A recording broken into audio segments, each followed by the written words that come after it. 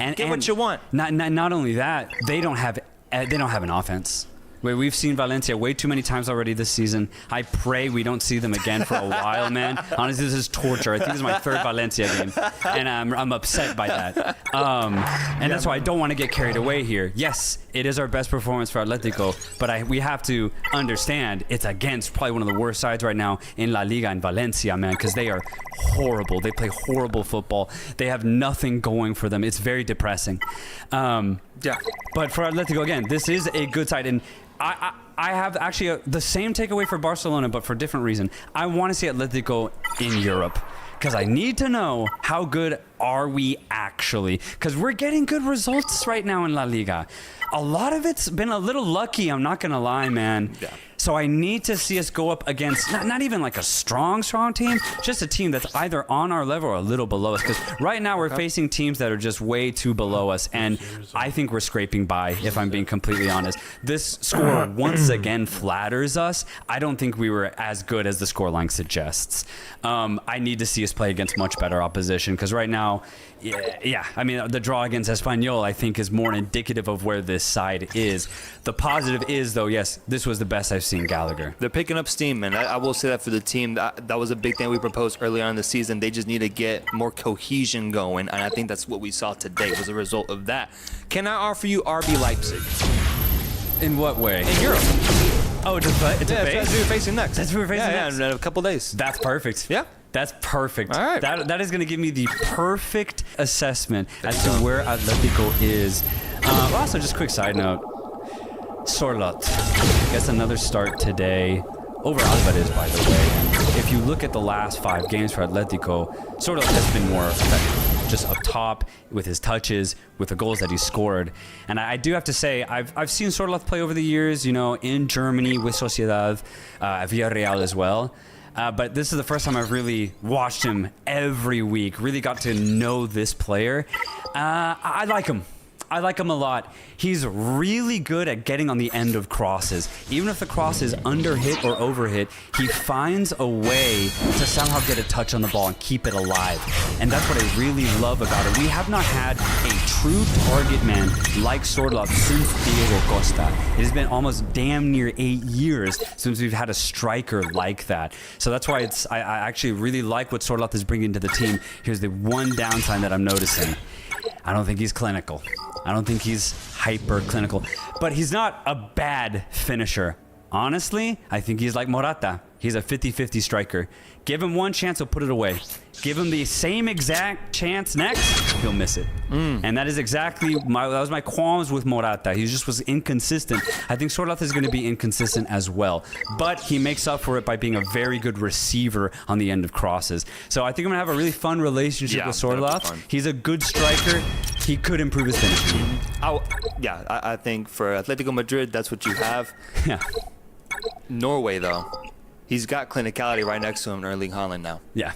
There can't be an excuse for why this team doesn't make the World Cup then. Because it sounds like they have a perfect striker partnership up top with Martin Odegaard right behind them pulling the strings. Offensively, this Norwegian team, and I don't want to stray away from Atletico Madrid, but it's real quick. No, because please. that is the country he represents. And I'm going to be keeping an eye on him because I do want to watch Norway in their build-up to the World Cup. Yeah.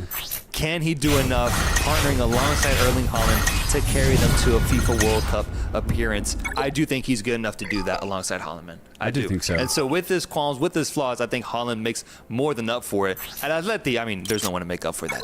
That's the problem. The idea is hopefully Alvarez finds his way into this side. It's just more so Sorloth is perfect for this side since we do a lot of crossing. Alvarez needs to find his way to get into this team because Sorloth's going to be the receiver on the end of crosses.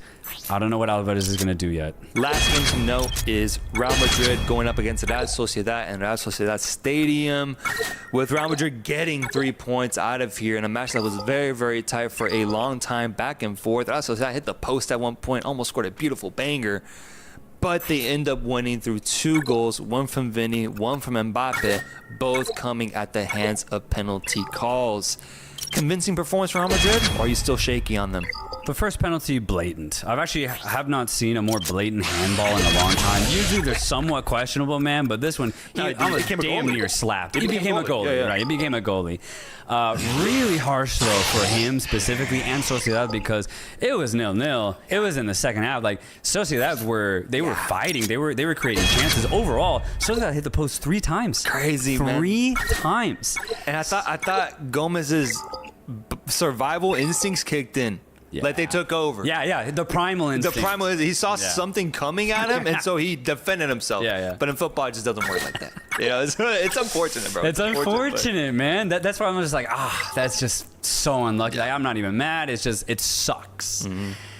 That's the luck that Madrid possess. We've seen it in action over the last decade. No, for sure. And they get a penalty, and they put it away brilliantly. The second one, though, that's just not a penalty. It's not a penalty. I don't know how else to put it. What's crazy is that it went to VAR, and they were like, oh, yeah, come see VAR. Make sure we call it as a pen. We need to give Madrid just a cushion here. So they're looking too good almost. I don't know what the fuck that was. I really was don't charm know. and soft is what it was, bro. Soft as calm, man. Bro. Soft as calm. Late, though, too. It didn't even make sense. The ball was 10 yards gone from the player. It was so after the pass fact. was already made. The pass was already made by a long shot. You can't call any sort of contact after that. I'm sorry. It's that Real Madrid, you can call it luck or whatever else, but when it comes to getting the benefit of the doubt, they seem to always get it. Thing is, the game was 1-0, and I don't know if I saw Real Sociedad getting back into it. No. So as a neutral, I'm not that pissed off. I'm just like, maybe this should have ended 1-0 instead of 2-0. Regardless, Mbappe is given the penalty, and he scores it to make it 2-0 in this match. And they get 3 points. They're tied up with Atletico Madrid right now on 11 points, both having won 3 games, 2 draws. But I got to say, man, once again, I'm not convinced with the Real Madrid team whatsoever, man. At least in the way that they've been hyped up and built up to be going into this season, getting Mbappe, having the rise of Arda Güler happen as well. I haven't been convinced, but I will say, what a crazy string of injuries they've had now at their hands with Bellingham out. It's just announced today. Brahim Diaz is out for, I think, 8 weeks. Damn. You can also throw in Camavinga and Tchouaméni as well. That's a lot of injuries for Real Madrid to start off the season. It happened last year, though. It happened last year. They went through injuries. They bounced back. Once the game started mattering, they got the results. But whether it's that or whether it's the chemistry with this team, I'm just not convinced. And at what point do we start getting concerned about Real Madrid's, offense, ability to create, ability to be clinical the way that we saw these past 2 years? At what point do we actually start asking the question, what's going on? I just need it to be drastic. I think I've mentioned it before. I'm not going to sound any alarm until it gets drastic. So what does that look like? That looks like 3rd, 4th place after a couple of months in La Liga, or it looks like struggling in Europe, right? In the group phase, the league phase, sorry. So I gotta wait. I gotta wait for Europe competitions to start up, and I need La Liga to see itself out into November until I start thinking, okay, this is an actual problem for Madrid as a whole. The thing is, reality right now, it's not looking good. But I'm not gonna be hypercritical until I just see more data. Yeah, and what's interesting, man, for the 3 teams that we're talking about, Madrid, Atletico Madrid, and Barcelona, the teams they faced, Girona, Valencia, and now Real Sociedad, after watching Sociedad in this match, they all 3 got worse this season. Dude, that's crazy. All of them got worse, man. And I'm looking at who's outside of 3rd place. It's Villarreal. We've noticed them, and they actually won this weekend, thank God. Because if it wasn't for Villarreal, I don't know who else would be here. Celta Vigo at this point. Celta's trying, and I'll give that to them. But I'm just curious to see if Celta can hold on for in the entire 20 matches. But outside of Villarreal and Celta, I'll give Celta that. I think every team in Spain has gotten worse. Bro. Oh, damn. Every team? I got to think about that. But I mean, that I would probably agree. I would probably agree, bro, because what I've seen so far. Athletic are the exact same or worse, and same with Real Betis, same with Sevilla. They're all the exact same or worse. That's why I'm even more concerned with Real Madrid personally, because they're struggling against pretty mediocre La Liga sides, dude. Exactly. That's what gets me. It's not like a feisty 19th or 18th place team. And that's why I don't exaggerate when I say that I don't think Barcelona are going to lose a game if they play like this. Because I don't think any other team outside of Madrid and Atletico can actually touch Barcelona right now. Obviously, it'll be interesting to see if they can keep up this form, but honestly, I don't see why not. they're making the game look really simple, really easy. It's almost as if like Prime Barcelona's back. I don't want to get there yet because I don't want to jinx it. People are saying that. But it's looking like it. And if that's true, no team's touching Barcelona. Yeah, I know. I could see like on paper the odds going into every game Barca being favored. I can. I just think that over a season, and this is just the argument of like, can they go invincible at this point? That's what we're putting up. The season long. That's what we're putting up. Yeah, maybe they lose a couple here and there, but I agree ultimately. Yeah. When it really comes down to it, they should be able to win every single match if they continue playing the way that they're playing right now.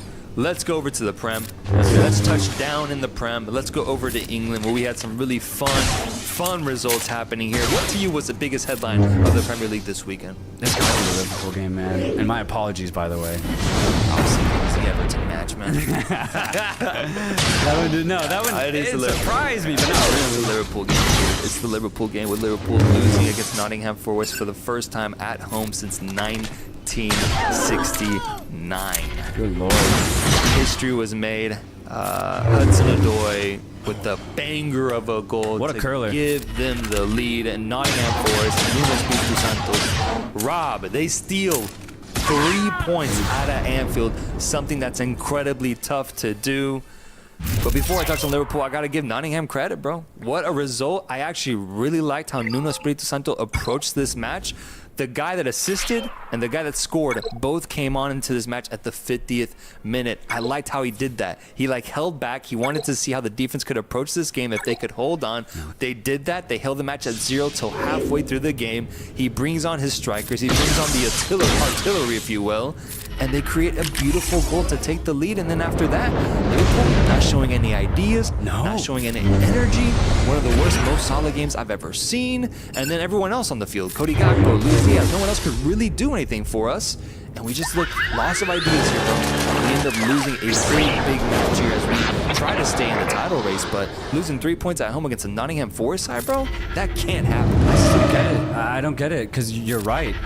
The dynamic nature that Liverpool usually have and have had in their first couple of games of the season, the Prem, just wasn't here tonight. And I don't know why. I don't know what happened. But not only that, even the midfielder, Szoboszlai, just could not get involved in the game offensive. That's what I'm saying. He's got to be better. He's got to pull the strings a little bit more, at least get more involved off the pass. Otherwise, he's just going to be a lateral ball passer. You're not going to be doing anything. Like, what's the whole point then? Yep. So I don't understand. I feel like the entire offense of Liverpool was really off. There just wasn't a lot of chance creation in general. But I mean, credit to Nottingham Forest. When the chances did come, some really good stops were made from the Forest goalkeeper. Yeah. He was fantastic. Almost had a crazy. That was crazy. The one where he almost dropped it, dude. Yeah. Oh my god, that would have been insane. Yeah, dude, it would have been fucking crazy. But I'm glad it didn't happen. Yeah. Just for the nature of his own happiness. No, yeah, Sells, I think is his name. Yeah, he had a good game overall, saving a lot of good shots. And then I don't know, man. I'm shocked because we just came off of a fascinating 3-0 dominant victory against Manchester United at Old Trafford, where we looked like vintage Liverpool, and Arne Slot was off to an incredible start. I mean, I understand if there's criticisms thrown at him after just this game, specifically with how he approached it, because something wasn't there, bro. For me, it's the energy. I don't know. It's just really scary because these results didn't happen under Klopp. When it really came down to it, we did not lose at Anfield with Klopp in these type of matches.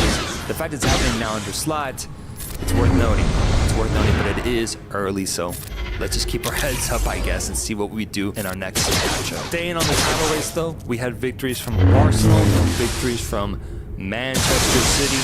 Let's just go to Manchester City first, where we had Brentford score a goal a minute into the match at the Etihad Stadium. It's been happening now for Manchester City, where they concede really, really early, but at this point it's almost like a curse, man, because you score that goal and all of a sudden Manchester City just wakes up and they take over and they got the lead by halftime. It happened this time with Erling Haaland continuing his hot form. 9 goals in 4 games now. More goals than any other Premier League team combined, bro. Like more goals than Chelsea, more goals than Liverpool, more goals than Manchester United, more goals than Brentford, more goals than Brighton, more goals than Chelsea. I already say them, more goals than Tottenham. Just keep going, dude. crazy, the record, the trajectory that he's on this season, but then also just Manchester City getting the relatively back, sliding back in perfectly. And for as feisty as Brentford was in this game, because they did play a lot better in comparison to that Liverpool matchup from a few weeks ago. Yeah. They just couldn't match him, bro. They just couldn't match him, and Manchester City continues their great form. Yeah, and I think in general, it's going to take a great side to beat Manchester City. But I mean, what's new here, right? I think, I genuinely think for a team to upset City is just highly unlikely.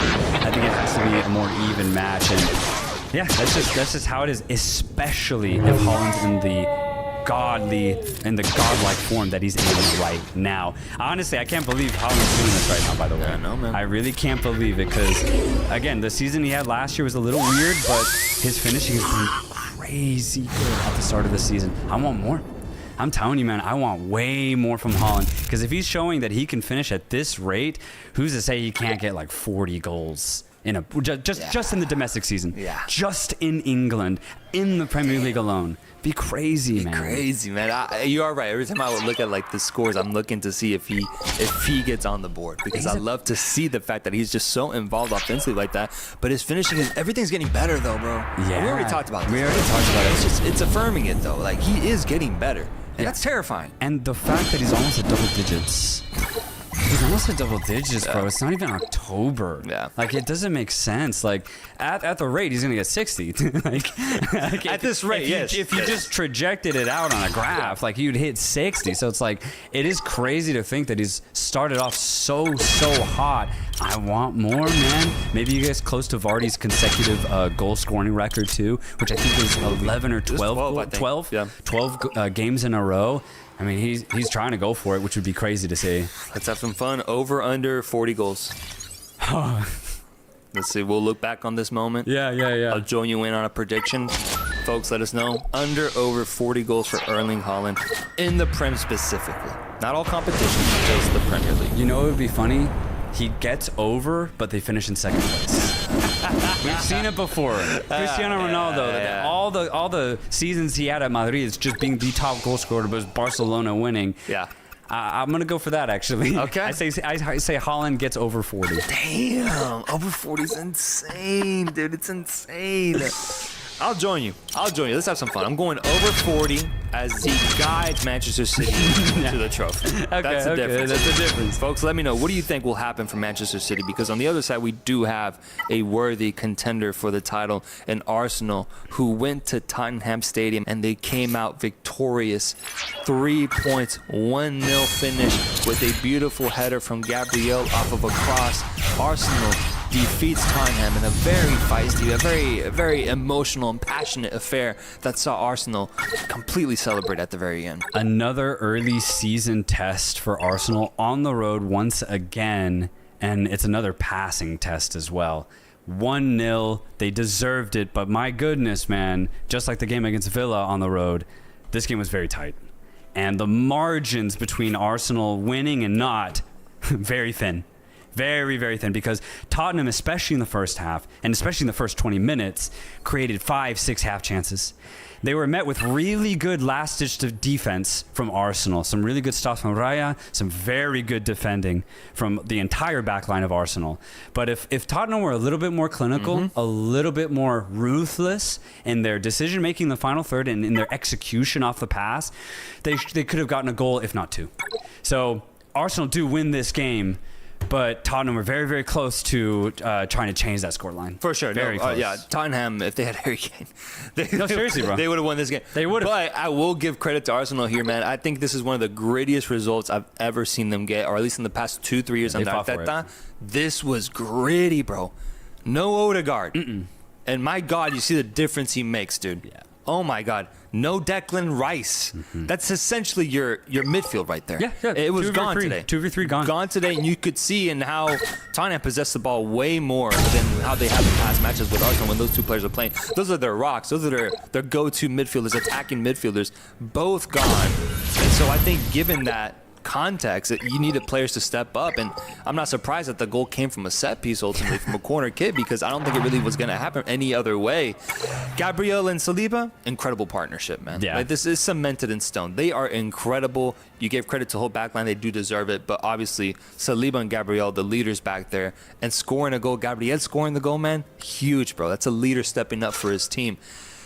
I need to see more from Martinelli.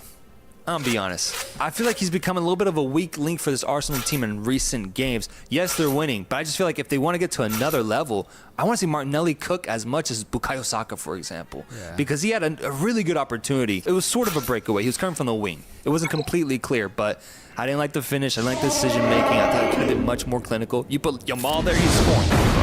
Yeah, exactly. I need to see a little bit more there because offensively, he's going to have a bigger responsibility now that Odegaard's set to be out for a while, man. Low-key, I think Martinelli has had a bad 2024. I think he was good last year, the first half of the season, but he started dipping in form come January. I don't think he's recovered from that dip in form. I think he's at a weird low point. I completely agree. I do think he is becoming a weak link offensively for Arsenal, but it now leaves room for Sterling to make a name for himself, which is crazy that he's here. True. He comes off the bench pretty late when they already had the 1-0 lead.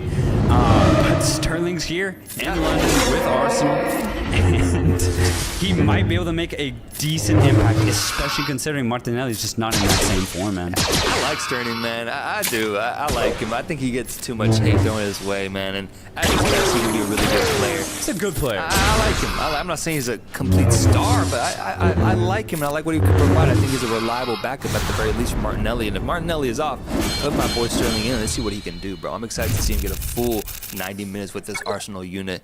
But beyond that, man, massive result. Massive result for Arsenal. Huge. And I don't want to undermine that because this was so gritty. Doing it against Tottenham, who's off to a pretty bad start now, man. 1 win, 1 draw, 2 losses with what I would consider a somewhat weak schedule. It's been weird for Tottenham. I think the only thing that is not happening for them is finishing. That's it. Their midfield plays fantastic. The defense honestly hasn't been that bad, although they have conceded some weird goals, if you will, or goals that you'd like to not see conceded. But it's just their final third play. What's unfortunate and frustrating, if you're a Tottenham fan, is that the final third play is good. Yes. It's just the finishing. It's just the final pass. Those two things get fixed, all of a sudden Tottenham are, probably one of the better teams in the. I'm not saying they go for the title yet because I still think they need a couple more pieces, but they just need a finisher and they need better final third passing, and they would be a killer side because everything else is very fluid. It's very easy on the eye for Tottenham. The link-up play is fantastic, but I mean, what's important in football, right? It's getting goals, and right now Tottenham just can't get it. I guess I'm just saying, like, I'm not getting my hopes up again about this team. Because ultimately, who do you have to be the finishers? You have Brennan Johnson, who I think has shown not to be that guy fully. And Solanke is hopeful, but I don't know, man. That was a risk they took getting him from Bournemouth. He had a great season. He has been building every single season. It's just a question of can he handle that responsibility, because he does have to be the guy to step up now. Heung-min Son is consistent as they come. He's going to get his goals. He's going to get his assists. That'll be great. Kulusevski, I sometimes leave myself wanting a little bit more from him too. I don't know. I don't think that this team will find the finishers, will find the finishing needed to get into what I would project as their goal this season, as getting the Champions League position. Yeah. I think that's what they're looking. I don't think they're looking to contend for the title, but getting Champions League position against Liverpool, Arsenal, Manchester City, and whoever that feisty 4 team is, they're going to have to up their finishing. I agree. I just don't think they'll get it. They'll find it. No, I agree. And if you look at who that feisty 4 team might be, dude, Aston Villa getting another dramatic victory. And Everton once again losing a 2-goal lead. Good Lord, man. Good Lord, dude. Call your Everton homies, because I don't know. It's grim. It's grim right now if you're an Everton fan. It's brutal, bro. They're playing good football. They're just not getting the results. Is it good enough to not get relegated this year, though? No, they're going to be fine. They're going to figure this out. You think so, man? I do think so, yeah. Worst start in their history in God knows how many years, losing every single game. I'm starting to ask the question, like, is Sean Dyche finally going to get found out here? Because this start is awful, bro. And, like, there's, like, a weird juju on them now where they're losing these matches, which, yes, they do show good signs in. I guess I'm going more from a perspective of, like, curses or something, man. Because like I could just see this season not being it for Everton because they've been hanging on by a thread for the past 2. Is this the year that it finally gives? Because what we're seeing so far, bro, is depressing. It's tough. I just look at teams like Ipswich, Leicester, and Southampton. Also add in Wolves in there, right? So that's, and if you include Everton, that's a 5-team battle for the 3 places to avoid. I think it's going to be a hell of a relegation battle. Don't get me wrong, but I do think Everton will figure out how to survive that because I do think there are worse teams in the Premier League. For example, I haven't seen Ipswich, Southampton play the way that Everton have played. Now, I haven't seen them give up leads like that either, so it is concerning. True. But I feel like the defense can be fixed. But for Villa, man, my goodness, dude, I said this at the very start of the season. It's going to get very dramatic when Villa play because they only know one way to play, and it's chaotic. They don't know how to manage a game. We saw it at the end of last season. Their defense is leaky as hell, dude. They can't. They just can't. When they go forward, which it's brilliant to watch, they just get caught. They get caught, and they don't have that balance yet. And right now it is working to an extent because they are scoring some absolute bangers and relying on players like John Duran, who is coming off the bench in every game, but he's getting a goal pretty much damn near every single game. He's been huge as a super sub for Aston Villa, but I feel like this can only last for so long. I think they need to manage their 90 minutes a little bit better rather than relying on chaotic final 15-minute matches. No, completely agree. Their defense is surprisingly leaky. They find a way to claw their way back into this match. They get a goal. They get a second one. Boom, they're tied. And you already knew that third goal was coming one way or another. And it was through Duran, who just, we've spoken highly about Argentines and the energy that they have. Colombians now. Yeah. Everywhere, around the world. Yeah. Your Colombian homies, your Colombian parents, your Colombian uncles, not even football related. Everyone's on a vibe right now. And it's incredible to see because John Duran comes off the bench. He whacks at a crazy opportunity. He swings it from God knows how many yards out. Had so many people screaming no at the TV when he shot it. And then he leaves them completely fulfilled and satisfied as he scored, it might be the best goal of the weekend and a nominee for one of the best goals of the year so far. The curve, the whip on it, the speed, just completely ghosting Pickford in the process. Yeah, the distance, too. It's going to be hard to beat that goal. And the scenes, too. Game winner, 3-2. Ridiculous finish from Duran. Also for Watkins, he gets 2 goals in this match. He's back. And this is big because Good. I've seen the last 3 matches, Watkins has been off. He's been off. The 2 goals he scored today were easy, which is good, but just the fact that he's getting on the scoreboard, he's getting that confidence back up is very important because honestly at this point Duran should be starting. Duran should have started this game in my opinion based off of the past performances of both Duran and Watkins the last 3 matches. But either way, Watkins finds his form once again and he's back. He was experiencing a really bad drought, but he gets 2 very important goals to get Villa back in the game today and Duran finishes up, he cleans it up. But yeah, Villa, 3 massive points because they need this. Like, if we want to see Villa do well in the Champions League, if we want to see Villa fight for another Champions League spot and see that money that they spent over the summer be used well, they need to beat Everton, and they did. And they did, and with that victory, they sit at 5th place right now. Manchester City in 1st, Arsenal in 2nd, Newcastle in 3rd. They've squeaked in. I haven't watched them play, so I need to see what's going on, but 4 games so far, 3 victories, 1 draw. They beat Southampton, they tied Bournemouth, they beat Tottenham, and then they beat Wolves. They beat Wolves, yeah. So that's where they're at right now. We'll have to talk Newcastle ball after we watch them, but that's how the Premier League is looking right now in regards to the top 5 teams. Holstein Kiel. First year in the Bundesliga ever. And they get gifted with the opportunity to host one of the biggest clubs in the world in Bayern Munich. And it was at home, too. Imagine being a Kiel fan, dude. Oh, my God. Especially if you've been supporting the club for decades. 15 seconds it took for Bayern to score. 15. And then took 15 minutes for Bayern to get 3 total. Game ends 6-1. Absolute domination for Bayern Munich, which is what I wanted to see because I want to see how Bayern respond to losing the Bundesliga title last year, how they're going to perform in Europe. Now, yes, this was against probably one of the weakest sides in Germany, but the dominating factor. We saw Barcelona do it against Valladolid. Bayern Munich did it against Holstein Kiel. And I do think it's notable because they looked very good offensively, and they had a determination that I haven't seen in a couple years.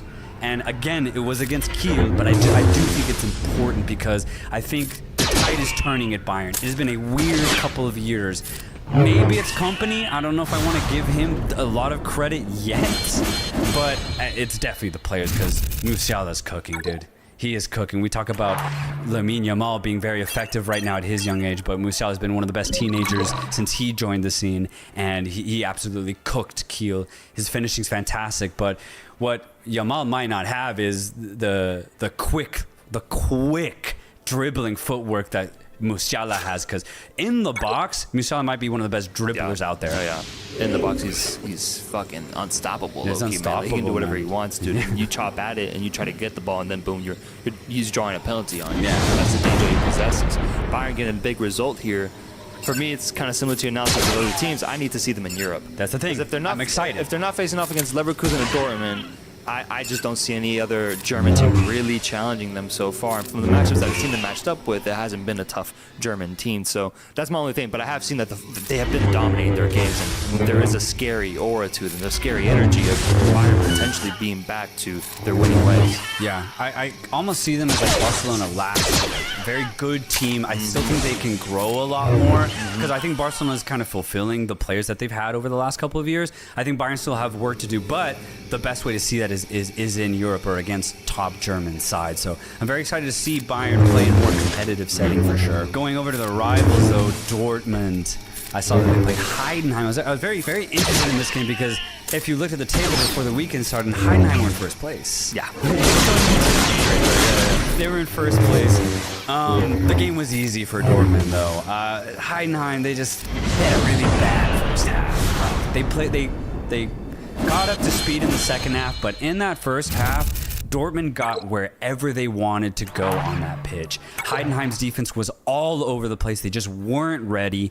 And more specifically, Heidenheim's goalkeeper, really poor. Howler. Yeah, and what's crazy is he didn't have mistakes, but more so if you look at his starting positions on the shots that were thrown at him, I thought they were very bad. And he was also assuming way too early, dude. I think it was the second goal, or that might have been the third goal for Dortmund, where the goalkeeper just chose where the ball was going to go, but he did it way too early. He needed to stay way up, way longer, and actually see where the ball was going to go. But he was like, no, it's going to go right, ball goes left, and it was just kind of bad, man. It was really bad goalkeeping.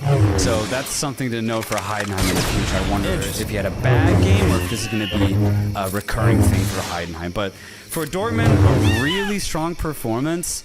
But again, against a team that just didn't show up. So I need to see more from Dortmund. Guirassy got his debut with Dortmund, by the way. The assessment here is he had a bad game. But I don't want to be too critical because it's his first game with Dortmund. Give me 5-6 matches and we'll see how Guirassy blends into this side. But Gross though, Pascal Gross looked like he's been with Dortmund for 5 years. That doesn't surprise me. Exactly. I feel like it's exactly just slot in and he's happy there. Exactly. So Dortmund, too. I just need to see them in Europe or against a tougher opposition because Heidenheim just didn't really give it to me. Adeyemi cooked? I'll be honest. Apparently, it looks like he cooked. 2 goals, 1 assist. What was that reaction? I'm glad you asked because. Yeah, stats-wise, my God, 2 goals and assists. That's a 9 out of 10 performance. Yeah, bro. Legitimately 9.2 rating here. Dude, he could have had 4 assists. We've talked about it before. Interesting. I think Dortmund are going to live or die by Adeyemi because the amount of times that he's able to break past a defense and be in a really dangerous position on that left-hand side, it's 10, 15 times a half. It feels like he's so aggressive. You look at his work rate, it makes sense, man. But his passing is so terrible. It's not there. He looks up and he just can't get the ball where it needs to go. He doesn't have that clinical ability to just be effective off the pass or low-key even be effective in front of goal. And I know the stats will say otherwise in this match, but he could have had like a hat-trick of goals, hat-trick of assists. He was that wasteful. Yes, he ends up finishing them, but like against a tougher opponent where you're only going to get 1 chance, I don't think Adeyemi's going to finish. I don't think Adeyemi's going to find that vital pass to get Dortmund the goal that they would need in a tight 0-0 affair. Yeah. And that's what I'm saying. Like, Adeyemi might be the weak link for Dortmund, not from a dangerous attacking threat, but from a finishing threat, man. It's super frustrating because, dude, if he could finish those passes, if he could finish those goals, he'd be a top 4 winger in the world. In the world. But instead, he's just like a really feisty winger and stuff. No, yeah, his activity's great. It's always been great since he was at, what was it, Salzburg, I believe? It's always been great. But he's 22.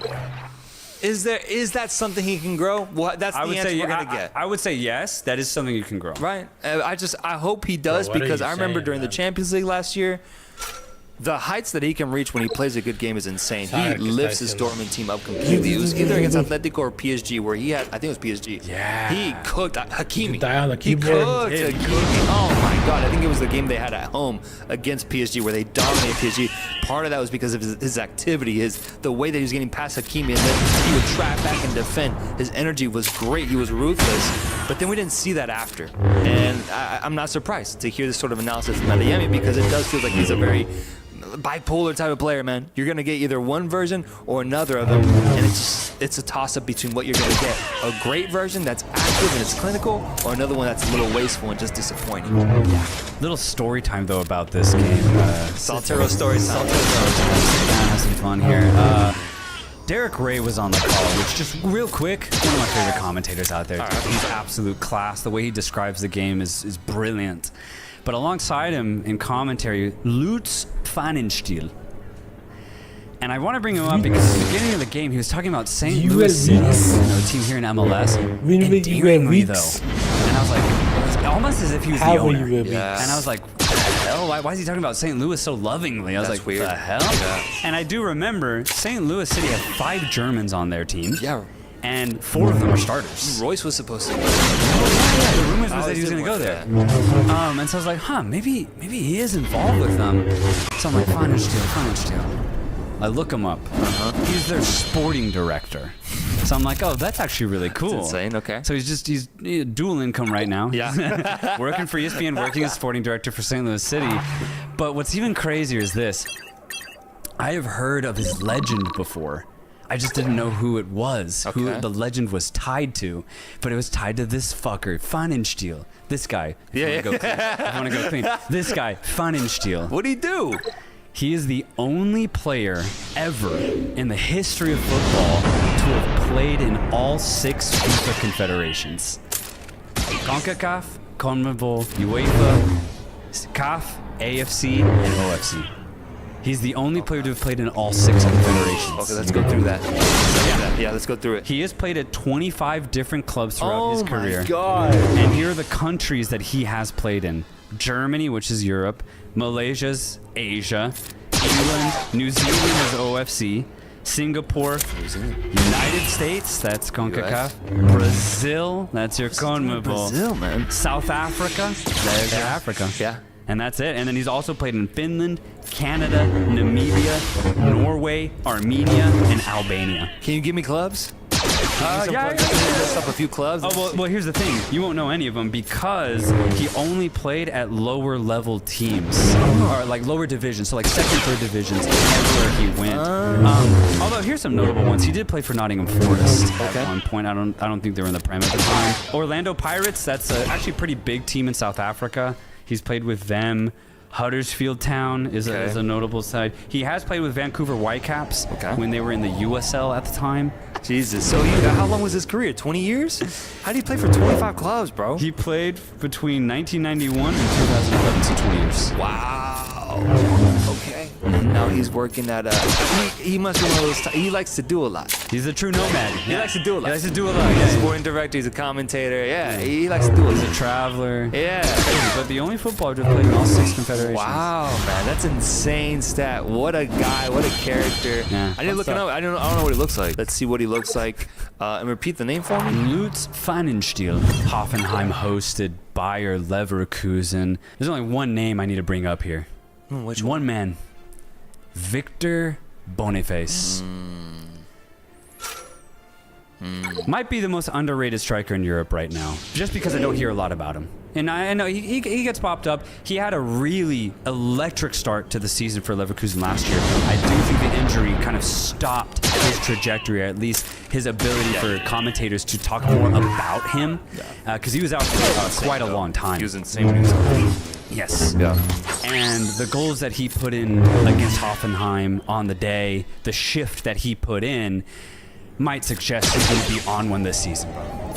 Because he scored 2 absolute bangers, and not from outside the box. I'm talking about he outmaneuvered his opponent. He cooked the defenders that were against him, and they had absolutely no chance. And that's what I want to really bring up here. Victor Boniface is one of the most versatile strikers out there. He can outmaneuver you because when he's got the ball at his feet, it's tricky. He can feint one way, go the other. He's also deceptively quick. He has really good runs off the back of the line. He's always staying onside, always looking how to get as much inches against his opponent as he can. And then once he gets a ball off the top, he's gone, man. He's gone. And then thirdly, he can outpower you, bro. You try to go shoulder to shoulder with Boniface, he's gonna outmuscle. He's gonna baby you. You got no chance. And then fourth, to top it all off, he's got a hell of a finish. He's ruthless in front of the goal. So he got 2 absolute bangers today against Hoffenheim. Please go see them because they're absolute world-class finishes. And I just think Victor Boniface, if he continues on this trajectory just like he started last season, I think he's going to end with a lot of goals this season and maybe finally get the praise that he deserves. Oh, I love Boniface. I love Yeah, you've been talking about it since you saw him in Belgium. The Gillo White Stakes, man, when he went on a deep run in the Conference League or Europa League with them, makes the move to Bayer Leverkusen, and right off the bat, he was incredible that second month.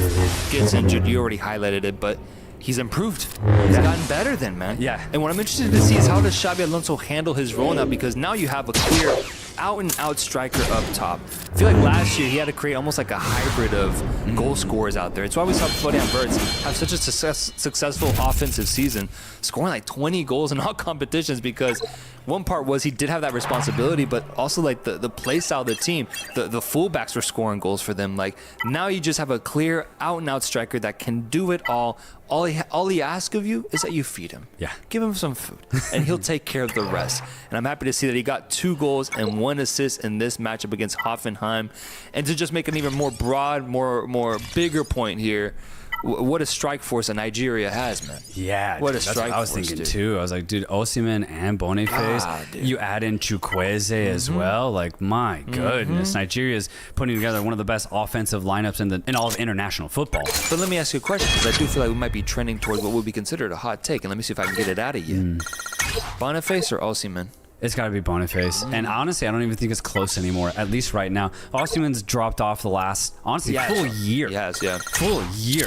And Napoli have actually offloaded him, right? Because he couldn't get... Attitude issues and stuff. Yeah, and I think weird. He wanted a better deal. He wanted to go to a bigger club. His agent couldn't make it happen. Napoli couldn't make it happen. And he ends up just in a league that's just really random, Turkey. And great for Turkey, by the way. That's a hell of a get. And I'm actually really happy that the league is going to get a player like Osimhen. But Osimhen's got to get back to 20, 25 goals this season. He needs to get back to scoring regularly on a week-to-week basis. But right now, Boniface is just a much, much better player. He's more complete, and he's at a bigger club too. So I just think if you had to pick one, if you're the Nigerian coach and you only want one striker, yeah, it's easily Boniface, easily. Man, I agree. No, I agree.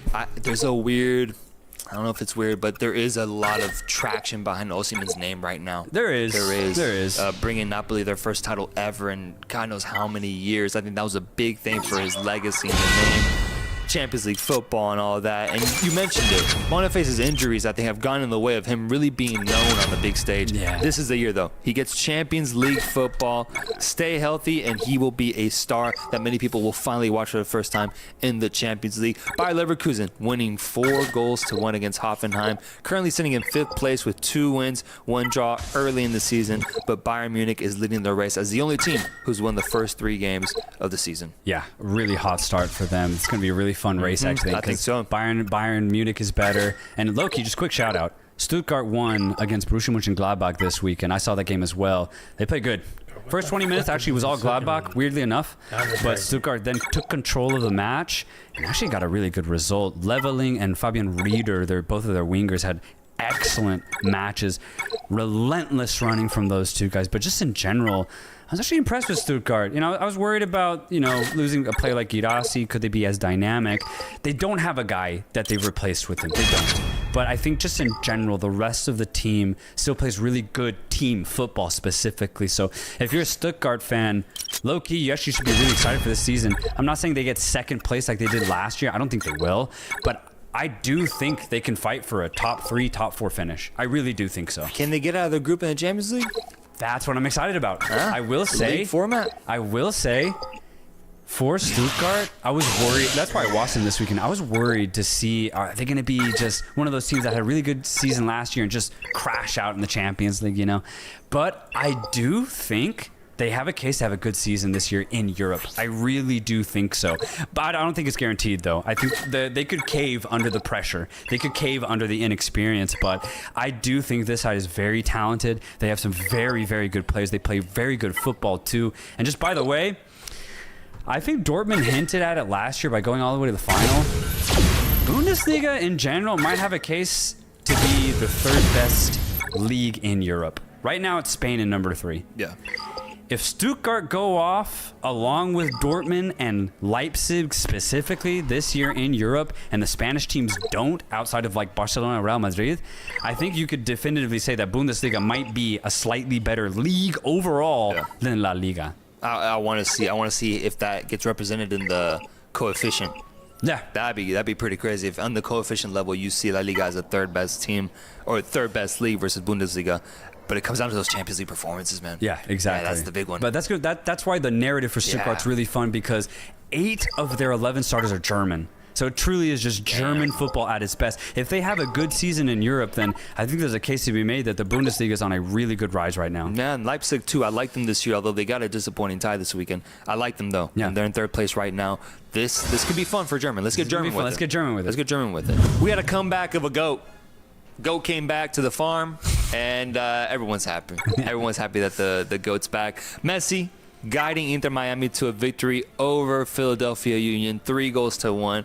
I just want to highlight it because, bro, I had to tune in. The moment I hear that Messi's finally healthy, that he's back with his Inter Miami side, who's honestly carried the load, carried the weight without him on this team as they maintain the 1st place spot in their conference, I had to see, what does the GOAT have to say? How does he look after the way that we saw him go out in that Copa America final with a bulging ankle? Yeah. How does my GOAT look? My GOAT's back, bro. Yeah? He's healthy. He's fresh, man. Fresh. He's looking clean. He's looking happy. I really do think the break that he took from either recovering or just taking a moment off away from football was huge for him, because he just looks back to his old ways, man. He really does. And I think the usage that was asked of him, the way that the teams were using him in the build to the Copa America was just a little bit too much, bro. And it pushed him to the brink of that final. So now he looks great, and he made this game look simple, easy, pulls up, 2 goals right off the back, really good motion, really good technique on the goals. Not the best defending, I'll say, but hey, it's going to get exposed when Messi's on the ball. Then an awesome assist to Luis Suarez for the 3rd one. It's been incredible this season, and it was just good to see the duel back at it. Messi with Inter Miami is the clear favorite to win the MLS. Let's just see how they manage his minutes, because when Messi's playing like this, bro, best team in the league. I completely agree. I don't think there's a better team in the league right now in the MLS that could beat Inter Miami if Messi's on the pitch. I think they're MLS Cup champions if Messi's healthy, playing for Inter Miami. They're the best team in the East. But I wanted to see, is there a team in the West that could maybe have a chance against Inter Miami if they get to the final? El Tráfico is this weekend. LAFC against LA Galaxy at Galaxy's home. And it actually started off really good for LAFC. 2-0. But then LA Galaxy went on a 4-goal romp. What happened? Because I didn't see that. I just saw that they blew a 2-0 lead, bro. They blew it, but what happened? Galaxy do this, man. I specifically against LAFC, they just really show up against them, and I love it. It's honestly my favorite rivalry in the MLS because it's the only one that you're guaranteed goals.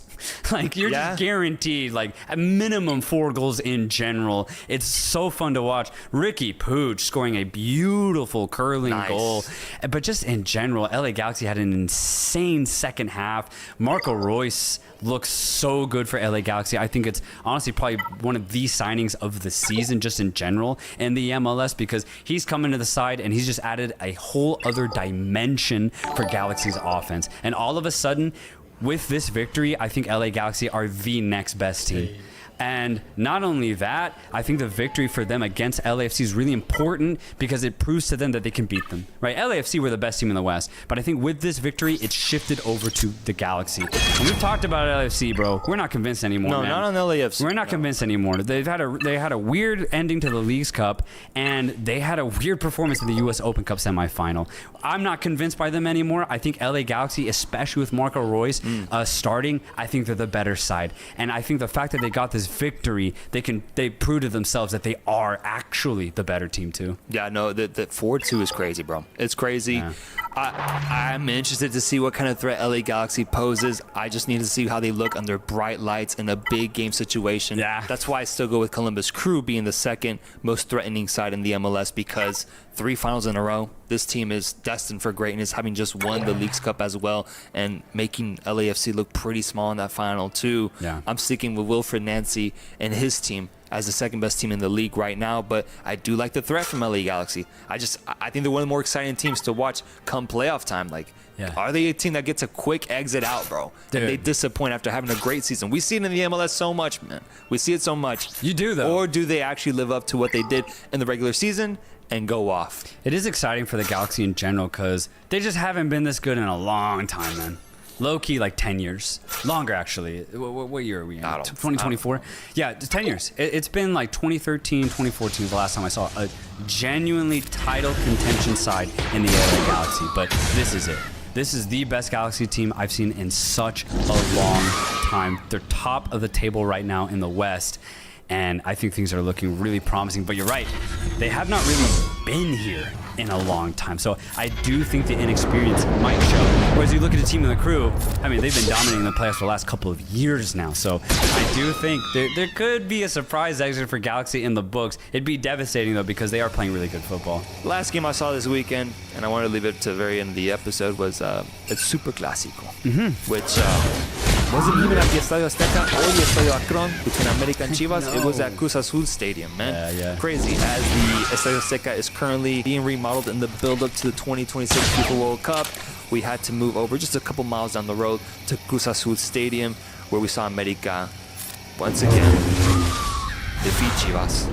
Nothing new in my podcast tenure. You would think that, I mean, I don't know what you would think, bro. I feel like Chivas has never won against America during the time that I've done this podcast. They do it once again with the goal off of a set piece. And honestly, man, for as exciting of a Super Clásico matchup is in the build-up, you know, Chivas, America, 2 big Mexican teams going at it, this game disappointed, bro. Yeah, they're pretty boring, dude. There just wasn't any clear-cut action. There was almost nothing. Even the goal was honestly kind of lucky. Like, it was a crazy header. I'll give him that. But to that be what decides the game, pretty disappointing. Chivas had some chances. There's actually one big one, cross from the left-hand side. If he gets good contact, it's a goal.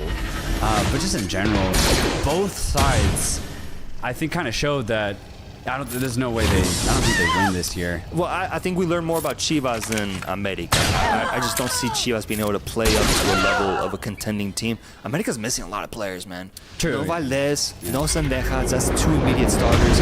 Cáceres isn't healthy either. That's their starting center back as well. And there's 2 more players that are missing right now. I saw some new faces on the team that I think did well, honestly. So I think that's what's kind of missing for America. The fact that they were able to get this result against what was just a weaker Chivas team was given, but I need to see what they look like at full health if they are able to achieve that this season, because it's already starting to become a trend, bro. Like, they haven't been healthy basically all season. Yeah, all season. Will they ever reach that point? If they do, then I do think they can at least challenge for the title. Yeah, but in other news, though, Cruz Azul and Toluca, who we're both really looking at, both winning. So Yes. I think I'm really liking the football that those 2 teams are playing. But you're right, America, I think they're always in contention. If they get healthy again, they can play. They can be one of the better teams in Mexico. Apparently, Tigres is in second too. Yeah, So, of course. I mean, what's new? Tigres are always there, dude. Yeah. Always. I can't not discredit those big teams because they always find a way to make it deep in the Liga MX Liga, man. Always. But Chivas loses the Super Clásico. If I was a America fan, this would be a 15-minute reaction. I'm keeping it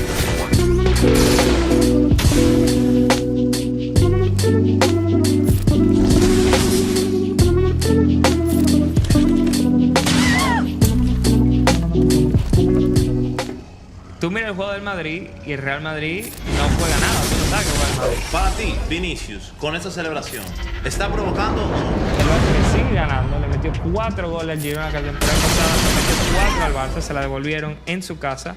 Con un Lamine Yamal que hace doblete y deja una actuación que deja, para mí, sin ningún tipo de duda, que es el mejor extremo derecho del mundo en la actualidad. Entra un jugador que tú criticaste bastante y ahora te veo todos los días en Twitter. Garnacho, y ese es su ídolo, le dio like. Ten Hag, de dolido, lo sentó. ¿Y Garnacho qué hizo? Entró, golazo, la clavó la escuadra y celebró como quien. Entre Lamine Yamal y Vinicius Jr., ¿quién creen que será mejor en 5 años? Bienvenidos a otro episodio de Los Futbolitos con sus anfitriones, Vincent y Will. Bienvenidos al episodio ya 106, ¿puede ser? Para nada el 106. Para nada, 106. Para nada el 106. ¿Y cuál es?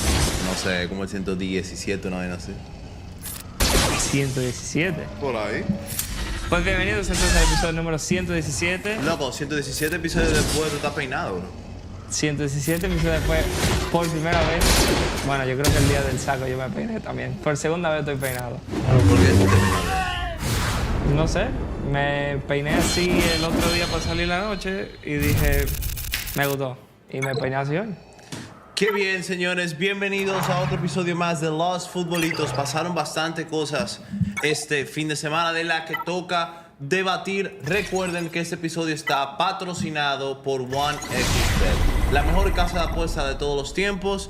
Empieza la Champions esta temporada. ¿Tú tienes alguna apuesta que tú quieras hacer en Champions para esta jornada? Te iba a decir, ¿para este martes o para la Champions al final? No, esta jornada de esta semana. Para este martes vuelve en el Real Madrid Bellingham y Tchouaméni. Y yo creo que el Real Madrid este va a ser el primer partido que realmente va a dar una buena cara. El Real Madrid va a ganar 3-0 su primer partido. ¿3-0 su primer partido? 3-0. Bueno, yo hago mi apuesta en que va a ganar el Real Madrid y que va a ganar el City. Yo voy a apostar fácil. Fácil. Va a ganar el Madrid, va a Dinero ganar el fácil. City. Eso es dinero fácil, básicamente. Recuerda hacerlo con OneXBet. Tenemos también este QR que está subiendo en pantalla para que lo puedan usar. Y utiliza el código LOSFUT5X. Empecemos, bro. ¿Con qué tú quieres empezar? Cuéntame, porque pasaron bastante cosas. Empecemos con el partido de Real Madrid. Ya que estamos hablando de Real Madrid, Real Sociedad, que se jugó en la Liga. Una Real Sociedad que no hizo gol. El Real Madrid metió dos penales. El Real Madrid que últimamente se está salvando por los penales en la Liga, por lo menos. No. Sí, es la verdad. No digas eso, bro. Y una Real Sociedad que dio 3 veces al palo. Jugó mejor la Real Sociedad. ¿Por qué jugó mejor? Porque le dio 3 veces al palo. Creó más ocasiones que el Madrid. No necesariamente. Creó ocasiones más de gol. importantes que el Real Madrid. Pero eso no significa jugar bien. Ay, ¿qué significa? Además, ¿qué importa eso? Si el Liverpool creó más ocasiones que el Real Madrid y aún así ganaron la Champions de Madrid aquel 2022. Puede pasar. ¿Qué importó que la Real Sociedad haya creado tantas chances si al final se fueron domados 2-0? Gol de Vini y de Mbappé. Aquí entra el debate. ¿Qué debate? No hay debate. ¿Realmente te da igual cómo tú ganas o tú quieres ganar bien?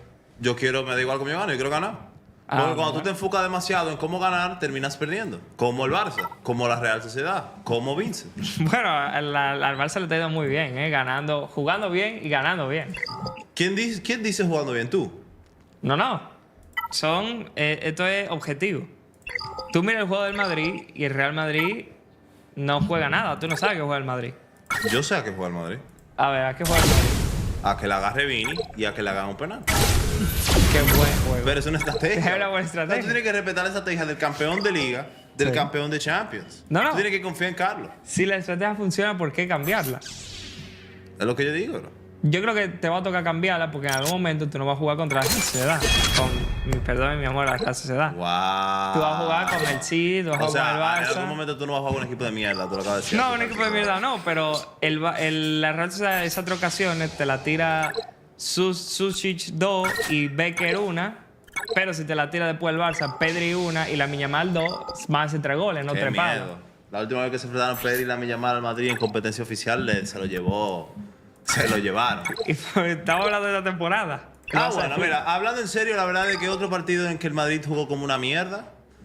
Otro partido en el que, la verdad, hay que exigirle más a Carlo Ancelotti.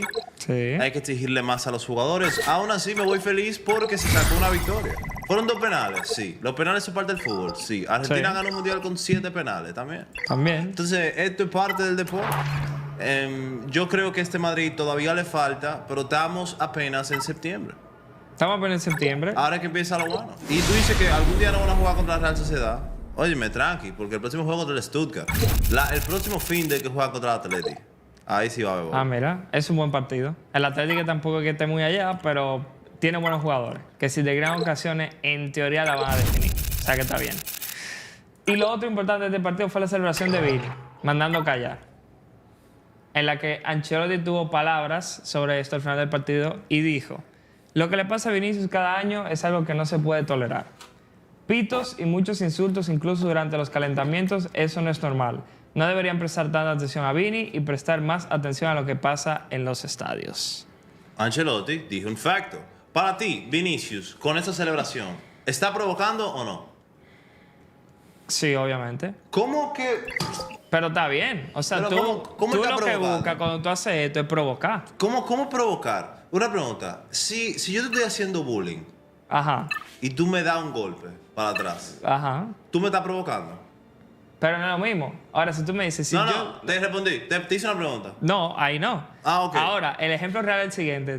Tú me haces bullying. Yo te pego para atrás. Después que te pego para atrás, le hago a la gente ¿qué? ¿Y ahora? No, eso no es verdad. ¿Por qué tú dices que Vinicius le hace bullying a Claro, porque él le mete gol a la Real Sociedad y después manda a callar a la No, aficionado. pero ahí es donde ha entrado Ancelotti. La Real Sociedad tiene, desde que siguen que empieza el partido, Claro. insultando a Vinicius, abucheándolo. Cuando él lo manda a callar, es una reacción a la provocación de la Real Sociedad. Vini no está provocando. Vini fue el provocado.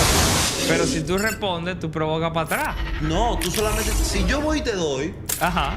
y tú me das para atrás, tú me estás provocando a mí. Pero es que no es No, eso. tú estás reaccionando a mi provocación. No, pero no es lo mismo. ¿Cómo no es lo mismo si eso fue exactamente lo que pasó conmigo? No, Vinicius porque- está reaccionando a una provocación que pasa en cada partido que él juega en la Liga Española. Esa es la verdad. Mira, es que por ejemplo, te voy a explicar por ejemplo también, porque esto es una interacción entre dos personas. El ejemplo perfecto sería el siguiente. Tú has visto de los comediantes que el público se mete con ellos cuando ellos están haciendo su stand-up. Uno le dice que yo me aburrido. Y el tigre le responde al tigre y se ríe de él y se ríe todo el mundo de él. Él lo está provocando para atrás. Él lo provocó para que él le respondiera y él lo provocó para atrás. Pero porque hay mucha gente viéndolo. En una vaina uno contra uno es imposible de provocar porque son dos gente. Ay, sí, yo puedo provocarte ahora mismo para que te tiramos una trompa. O sea, sí. Pero nadie está aquí para juzgarlo eso. Bueno, Tenemos que cuando se vea el video está bien. Vamos a decir que sí. Para- Pero en el estadio, en el momento, es si que- Vini manda a callar para atrás, Pero lo está es- provocando para atrás. Él no está provocando, él está respondiendo a una provocación, bro. Es que tú no puedes, o sea, el estadio le hace bullying a Vinicius y Sí. Vinicius responde a ese bullying mandando a callar Bueno, con bullying. gol y mandando... Lo provocan. Eso no es bullying. Que te estén diciendo mono, negro, que te estén amuchando cada vez que te toca la pelota sin tú hacer nada. Eso no, o sea, si Oye, eso no es eso- bullying, eso es lo que creemos. ¿qué es bullying? Es lo que creemos. ¿Cómo ¿eh? que lo que creemos es lo que dice el Ancelotti, lo que dice el Vinicius, lo que él, están adentro? él bro? no dijo que le dijeron mono en este partido. Porque él dijo, Él dice que lo pitan y que lo abuchean y que siempre lo están jodiendo. Bueno. Insultos, el mismo Ancelotti, pitos y muchos insultos, incluso durante los calentamientos, lo dicen los que están en la sí, cancha. claro, lo que quiero decir es que él ha dicho que cuando lo llamen mono, que sean racistas, lo insulten, él se va a ir. Lo dijo él, ¿eh? Vamos a decir que no dijeron mono en anoche, pero lo insultaron y Lo lo insultaron. pitaron. Eso no es Malo, le bullying. dijeron malo. Eso no es bullying. Sí, está bien. Pero A mí al me final del duele día- y me da pena que yo siento que tú por alguna razón u otra, tú en verdad como que o sea, no estás en contra, o sea, estás medio defendiendo, o no me defendiendo, pero te parece más que en realidad el provocador está haciendo Vini cuando es él la No, víctima. no, no. Yo dije que el provocador sea Vini. Yo dije que lo provocaron y él provocó para atrás. Es que Él devolvió tú no- la tú provocación. no puedes, si a ti te provocan, tú no puedes provocar para atrás. ¿Qué Cuando lo te hizo? provocan, tú respondes. Es una reacción. Si yo te doy una trompa y tú te quedas dado, te quedaste dado. Si yo te doy una Ajá. trompa y tú me das para atrás, tú respondiste a mí, golpe. Pero que ya te dije Si ya. yo- el que ese está ejemplo provocando no. soy yo. Si yo te digo así sin nada, yo te estoy provocando. Claro. Eso Pero es te lo que digo, está pasando. Si él mete el Vinicius, gol. sin jugar, lo insultan y lo abuchean. Eso es una provocación. Y sí, vamos a decir el siguiente escenario. Él mete el gol, mete el penal. Ajá. Y lo celebra, en ningún momento mira al público. Hace su celebración. Vamos, mira al público, se da con sus amigos y se va. Sí. Ay, ¿qué es eso ahí? Celebra un gol. ¿Y lo otro qué es? ¿Qué? O sea, ¿qué él hizo cuando mandó a callar? Respondió a la provocación del público. Es lo que digo. ¿Por qué él no hace eso contra el Manchester City? No lo insulta el público. Ya, pues ya, te respondiste tú mismo. Pero lo que digo, porque el público te insulte, mi problema con Vinicius es el siguiente. Él entra, cosa que él no tiene que entrar. Tú no tienes que entrar ahí. Si tú metes el gol, ya tú lo callaste. O sea, ya ahí tú lo mataste. es que tú me tienes el partido entero pitado, te metí gol, te gané el partido Es y que, me quedo es que tranquilo. yo no entiendo por qué el problema es con Vinicius, cuando el problema debería ser con la afición. ¿Por qué la afición odia tanto un tigre que Es que, solamente loco, juega fútbol? no es verdad. Pero ¿cómo no es verdad? ¿Pero qué hizo Vinicius contra la Real Sociedad? En el mismo partido, en este mismo partido contra la Sociedad, le chocó varias veces contra Cubo de hacer, no fue de que pelean la pelota, fue de te choco y te... Pero contra ellos también se lo hacen. Claro, Al pero lo jugador que también se digo, lo hacen. sí, se lo hacen. Lo que digo es que Vini, por lo que sea, da rabia. Y además de eso, A mí no. no digo a ti, ni yo no le insulto a Vini, pero en general. Porque Vini busca. No es verdad que Vini un santo, Vini busca y le encanta buscar todos los partidos, él busca todos los partidos, hay una de Vini, todos los Yo partidos. creo que él lo busca más que con él buscando. Claro que lo buscan más. Es que... Y su reacción, lo que pasa es que no es fácil con 24 años ir a un estadio todos los fines de semana con 50,000 personas insultándote y abuchando, y esa es la reacción de un ser humano. Y tú crees que él es un robot y él debería de no reaccionar. A nadie, ¿entiendes algo? Nadie en el fútbol en la actualidad está viviendo lo que vive Vinicius. Loco. A nadie No. lo abuchean en todo el estadio donde van. Nadie, bro. O sea, esto no se ha visto. Tú dices de que, ¿por qué Jala no lo hace? ¿Por qué Mbappé no lo hace? ¿Por qué esto? Es que ellos nunca lo han vivido. Esto es una, o sea, esto es algo que yo primera vez estoy viendo en mi vida. Eso nadie, ningún jugador lo ha vivido. Pero eso es lo que me hace pensar. Si es la primera vez que lo vemos en la historia del fútbol, yo nunca he visto a nadie que lo odie tanto de ser todo el partido definitivamente. ¿Por qué exactamente? Hemos visto otros jugadores de color que son buenísimos haciendo filigrana como Neymar. Bueno, Neymar duró que 5 años en la liga, 4 años en la liga y nunca fue así. Vinicius da rabia. Antes era un meme y se burlaban de él y ahora está cayendo boca y hablan de él. ¿Verdad? Por él fue. No creo por eso que él te da, sea el objetivo de todo. Para mí sí. Él dice cosas, ya se consigue en el campo que no te estoy diciendo que se lo busca porque nadie se busca que te llamen monstruo. Pero lamentablemente tú provocas, o sea, a ti te gusta provocar, le encanta provocar. Yo no creo que él sea odiado por su color de piel, honestamente. Yo creo que obviamente él es odiado por su color de piel. Yo creo que hay más de ahí. Hay más, pero es una gran razón. Por algo lo llaman mono y por algo le hace tanto insulto racista. Porque él se calienta con ese insulto. Pero yo creo que él hace cosas que hacen que protejan a los ¿Qué él hace? naturales. Lo de Cubo.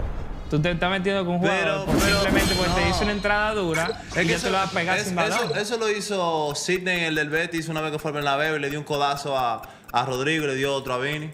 Paulista Ajá. le dio una patada a Vini y no se habló de Paulista. ¿Por qué se habla de Vini? Porque él es el número 1, porque él es el más famoso, Obvio. porque él es el mejor. Sí, yo estoy de acuerdo con eso. Eso lo hacen todos los jugadores de la liga, todos los jugadores, pero como lo hace Vini, él es el número 1, el que más suena. Es Yo por eso. no sé. Es por eso, bro. Tú ves la liga más que yo, tú sabes la perrería que se hay en la liga, que está todo el Hay mundo mucha dándose- falta dura. ¿Y por qué nadie habla de más feo? Nada más hablan de más feo cuando qué. Cuando se trata con Vini. Porque Vini es el 1. Porque Vini tiene todas las cámaras. Pero yo te quiero decir ¿Y es por qué que tiene toda la cámara? Porque el balón de oro, porque es el 1. él es un número 1, está bien, él mejor, lo que tú quieras. Pero lamentablemente a Vini le encanta. Le encanta ¿Le encanta qué? provocar. Y le Eso- encanta eso la no es chicha verdad. en el partido. Sí, es verdad. No. Bueno, al público ¿Cuántos partidos le hay que encanta vemos provocar que a le Vini. decimos Al Vini se público salió del partido? Le encanta provocar a Vini. Y a él le encanta provocarlo para atrás? No, es que no es una provocar para atrás, es responder a la provocación. A él no le pasa eso en Champions, porque en Champions el público de Alemania no lo provoca porque no le tiene odio como lo tienen los putos españoles de mierda. Esa es la realidad. Hay más ahí, bro. Es que no puede ser que tú seas el jugador más odiado de la historia porque tú eres el mejor. Eso no puede ser así. Pues ya lo hemos visto, no puede ser así. Pero bueno, el Barça, que también jugó este fin de semana, el Barça que sigue ganando, le metió 4 goles al Girona, que la temporada pasada le metió 4 al Barça, se la devolvieron en su casa, con un Lamine Yamal que hace doblete y deja una actuación que deja, para mí, sin ningún tipo de duda, que es el mejor extremo derecho del mundo en la actualidad. Lo está haciendo bastante bien la Yamal. Es muy bueno. Pero ya yo sé por qué lo está haciendo bastante bien. ¿Cuál es su, Él reveló su secreto en el Ajá. partido. ¿Cuál es su secreto? Cuando él celebró, el Barça pasándole, Con Héctor joint. Ford. diciéndole a Héctor, toma, fúmate de la mía. Fúmate la llamada. Bueno, si eso es lo Fúmate la mola, me decís. que, eso es lo que uno necesita para jugar así, que me la pase a mí también. O sea, él tiene, o sea, tú aceptarías sustancias extrañas de un niño de 17 años, lo que tocaba decir. En casa. Para dar una actuación de 10 en la Liga Española. Lamin, pasa. Bueno, Hansi Flick, la verdad que ha dado una sorpresa a todo el que no es del Barça. Me sale siempre a cada rato en mi feed la de este domado, el fútbol champán de Hansi Flick. Sí, sí. Seleccionado a Dani Olmo, pero te pregunto, ¿es el Barça el mejor equipo de Europa? Sí. El único equipo que ha metido casi 20 goles en 4 o 5 partidos y nada más le han hecho 4 en contra. El único de la top 5 ligas europeas. Y que en un mes tuvo mejor entrenador, mejor jugador joven y mejor jugador de la liga. La 3. No, si no hablan mi opinión, hablan los facts. Está bien, creo que como tú mismo ahora te quitas el argumento. A ver, Mañana, se queda en Champions League, Manchester City contra Barcelona, ¿quién gana? no sé, hay que ver el partido. Hay que ver el partido. Yo creo que obviamente el Barça no es el mejor equipo de Europa, creo que el Barça ha empezado una liga bastante bien. Me alegro, creo que Hansi Flick lo está haciendo bien, pero creo que hay 2, 3, hasta 4 mejores equipos que el Barça en la actualidad. No hay 4 equipos mejor que el Barcelona. Uno de esos es el Manchester City, otro de esos es el Arsenal de Mikel Arteta, otro de esos es el Borussia Dortmund. Ya, tú ahí te estás colando ¿Qué durísimo. fue? Finalista en la Champions. ¿Cuál fue el partido que ganó el Borussia Dortmund? Contra el Stuttgart. Yo lo vi. ¿El Stuttgart? Yeah. Y ¿Cuándo? ganaron como 4-1, 4-2 no ven sé. Su último partido quedó 2-1. No, Sí. No, mira. quedó 4-1. No. Me lo volé. O 4-2. Toma. Toma. ¿Dónde está? Míralo ahí, el Bayern, te pusiste el Bayern ahí. Toma. 4-2. Pero tú dijiste Stuttgart. El Dortmund está ahí. Y ese es el Stuttgart para... Está bien, pero tú tampoco te sabías. Entonces yo creo que está el Dortmund, Arsenal, City. Madrid también, no. El Madrid yo no lo puedo poner por encima. Ahora mismo. Ah, el Madrid bien. está jugando por que lo hace, la verdad. Tú pusieron también al Milan. El Milan. O sea, hay... ¿De qué se ríe tú? Tensiones del Milan, O ¿eh? sea, hay bastantes equipos que están jugando mejor que lo hacen. A mí dame al Barça. En mi opinión. Y lo bonito es que en fase de grupo vamos a jugar esa barra. Que me sorprendió que no dijiste Bayern, que ganó 6-1, por ejemplo, el fin de Por semana. ejemplo, Bayern Múnich. Ah, pues mira, lo O vamos a sea, ver. hay 5 o 6 equipos mejor que el Barça en la actualidad. Lo veremos. Creo que ellos tienen que probarse en Europa. Y creo que tú eres del Barça. Porque digo que el Barça es el mejor equipo ahora mismo. Basado en datos, ¿eh? ¿Basado en qué datos? Yo te lo di los datos. El único equipo que ha metido más de 15 goles en la top 5 europea y le ha metido solamente 4. Al Bayern Leverkusen le metieron... Él metió más goles de lo que le metieron. Tuvieron mejor diferencia de goles que el Madrid la temporada pasada. Ajá. ¿Es mejor que el Madrid? La temporada pasada no lo vimos. Lamentablemente no llegamos a ver la Supercopa de Europa el partido. Pero puede ser, El puede ser. Barça no ha jugado contra el City ni contra el otro, pasado. Vamos a ver qué otra cosa ha pasado en la liga. Ganó el Betis 2-0 al Leganés. Le ganó el Villarreal al Mallorca 2-1. 3-2 el Español al Alavés. Sevilla ganó 1-0 el Celta de Virgo. Ganó 3-1 el Valladolid. Athletic Bilbao ganó 3-2 a Las Palmas. Y el Atlético de Madrid por fin ganó 3-0 a Valencia. Con el debut goleador de Conor Gallagher y Julián Álvarez. Por fin, ¿eh?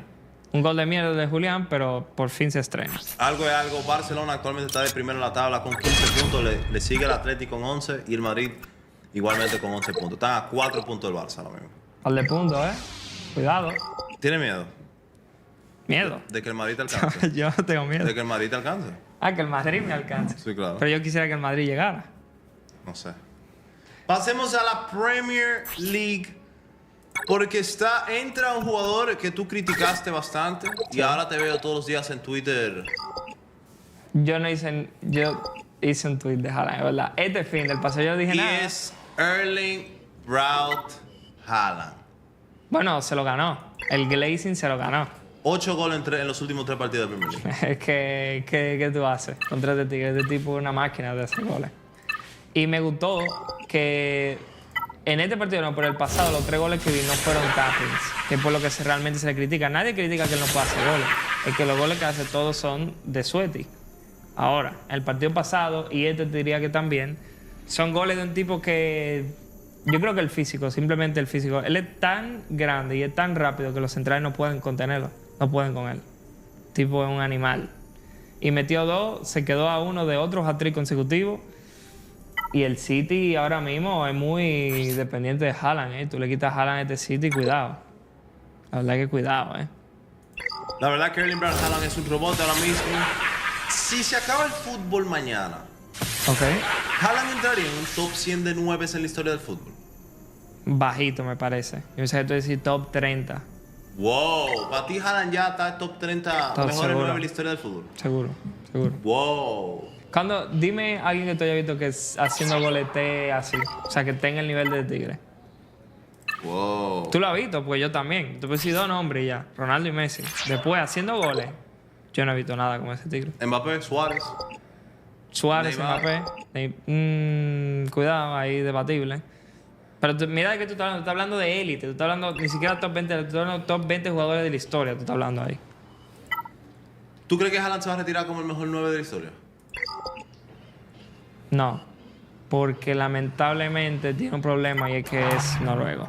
O sea, que tú nunca ganas un mundial, una Eurocopa, quién sabe, ojalá. Y ya se te quita. Está bien, pero si Haaland se retira con 1000 goles de 9 y con pila de Champions, pila de Premiers, Bueno, mira, balón de oro, par de balón de oro. si él lo recompensa, haciendo eso tú dices que no es de que una Champions, como él tiene par de Champions, par de Premier, pues está bien. Porque es que es muy difícil tú gritar a Ronaldo Nazario, bro. Son 15 goles mundiales. Yo creo que a Ronaldo Nazario le queda muy poco en el top 1. Creo que ya se está yendo un poco a la nostalgia, loco. Es que nadie ha dicho que es ese tigre, ¿oíste? Creo que ya se está yendo un poco a la nostalgia. Otra cosa del partido del City, Sabio.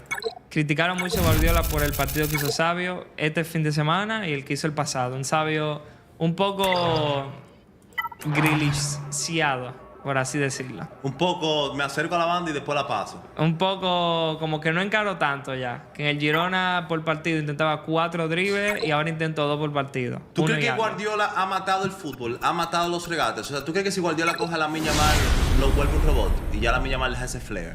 Yo creo que lamentablemente Guardiola tiene una idea muy específica de cómo él quiere que su equipo juegue y no tiene libertad creativa, por así decirlo, a los jugadores que pueden hacer lo que hace Sabio, por ejemplo. ¿Y tú crees que eso es correcto o incorrecto? A mí no me gusta. Yo quiero ver a Sabio encarando 8 de cada 10 veces. Pero ahí tú entiendes cómo te contradices, porque tú dices que a ti no te gusta, pero tu entrenador favorito es Guardiola. Y tú quisieras que todos tus equipos jueguen como juega Guardiola. Sí, porque me gusta su estilo de juego. Pero si tú tienes un jugador Pero como esto es parte Sabio... de su estilo de juego. Claro, pero si tú tienes un jugador como Sabio, que no es ni siquiera que te puede encarar, es que el tipo es de los mejores dribladores de la actualidad. Dale más libertad. Deja que se vaya dando, que se encare con uno. Lo que pasa es que es difícil tú decirle eso a Guardiola cuando él tiene un récord No, probadísimo gana, claro. de que con su método él Claro. es el mejor. No, de que los equipos van a ganar. Porque a mí me gusta tanto Guardiola por eso, porque su estilo de juego es infalible. El tipo gana. Eso es lo que él sabe hacer, él sabe ganar. Pero lamentablemente los jugadores creativos como él sufren en este tipo de casos. Y ni siquiera los que juegan por dentro, porque los que juegan por dentro tienen más libertad de pase, de recorrer el balón, como lo has hecho De Bruyne, Bernardo Silva, pero los que son pegados a banda, él prefiere el pase atrás que el me voy por banda. Él te encara 1 contra 1. Guardiola mató el fútbol. Arteta gana el derby londinés otra vez. Ha visitado el estadio del Tottenham 3 veces. Las 3 veces se ha ido con victoria. El único entrenador del Arsenal que lo ha hecho en toda la historia.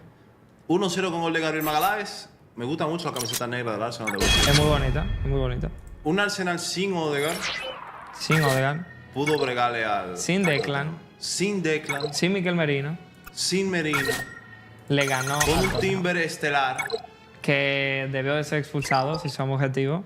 No, yo no creo que le iba a ser. Pero es roja esa, ¿eh? La que la Plancha, baja, no, la plancha al tobillo de Pedro Porro. No, que se la coma, Pedro Porro. Bueno, se la Esto come. es un derby, manito. Esto es Boca. Este es de Boca. Qué bueno que ganó el Arsenal. Veo al Arsenal muy bien y veo al Arsenal que si no Odegaard pudo ganar, entonces es un partido muy difícil. Aunque la verdad es que los de Postecoglou, no sé qué diablo estaban haciendo. Ganó el United Ganaron 3-0 con gol de Garnacho. Gol de Garnacho, gol de... ¿Qué tú viste? Que aparentemente se había dicho que habían banqueado a Garnacho por él darle like a una publicación de Cristiano diciendo que, hablando de Ten Hag, hablando mal de Ten Hag, Garnacho, siguiendo a su ídolo, le dio like. Ten Hag, de dolido, lo sentó. Que él habló de Cristiano en rueda de prensa. Sentó a Garnacho y Garnacho ¿qué hizo? Entró, golazo, la clavó en la escuadra y celebró como quién? Como el Como Chris. Sí, la verdad es que yo creo que este es el tipo más bicholover que hemos visto en la historia. Ni Mbappé, que tenía la habitación literalmente forrada de Cristiano. Es tan Sí, bicholover. la verdad que Garnacho se está comportando No, él es muy bicholover. ¿No? bastante bicholover. Metió también gol Rashford y De Ligt. Su primer gol con la camiseta del Manchester United. El Brighton, que ganó el mejor equipo del mes el mes pasado, empató a 0 contra el Ipswich Town. El Crystal Palace empató contra el Leicester. El Fulham empató contra el West Ham. El Liverpool perdió en casa contra el Nottingham Forest. Perdió el Liverpool con Nottingham Forest, un Liverpool que tuvo bastante chance. Muchísima chance. Bastante chance. El portero hizo una actuación increíble. El gol que mete el Nottingham Forest es un golazo de Callum Golazo. Hudson-Odoi. Un golazo. Y lamentablemente aquí tengo que criticar a mi hijo, a Darwin Núñez. El tipo salió en el 60, creo que fue.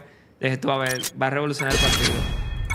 De hecho, yo creo que es el que pierde el balón en el gol del Nottingham Forest. Pero, ¿cuándo tú me la vas a dar de que Darwin Núñez genuinamente es un fraude? Que Darwin Núñez, así como tú decías que Hendrik es la mayor mentira del fútbol, Darwin Núñez fue una mentira hace 2 años.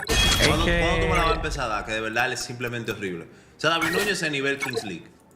Darwin Núñez es nivel Kings League. Darwin Núñez, yo no capearía el sueldo salarial de la Kings de Darwin Núñez, para que tú te clares. La competencia va a sacar en la Kings. Darwin Núñez es nivel Kings, hermano. Darwin Núñez no es crack. Darwin Yo Núñez creo está que- más cerca de Nicolás Jackson. De Nicolás Jackson.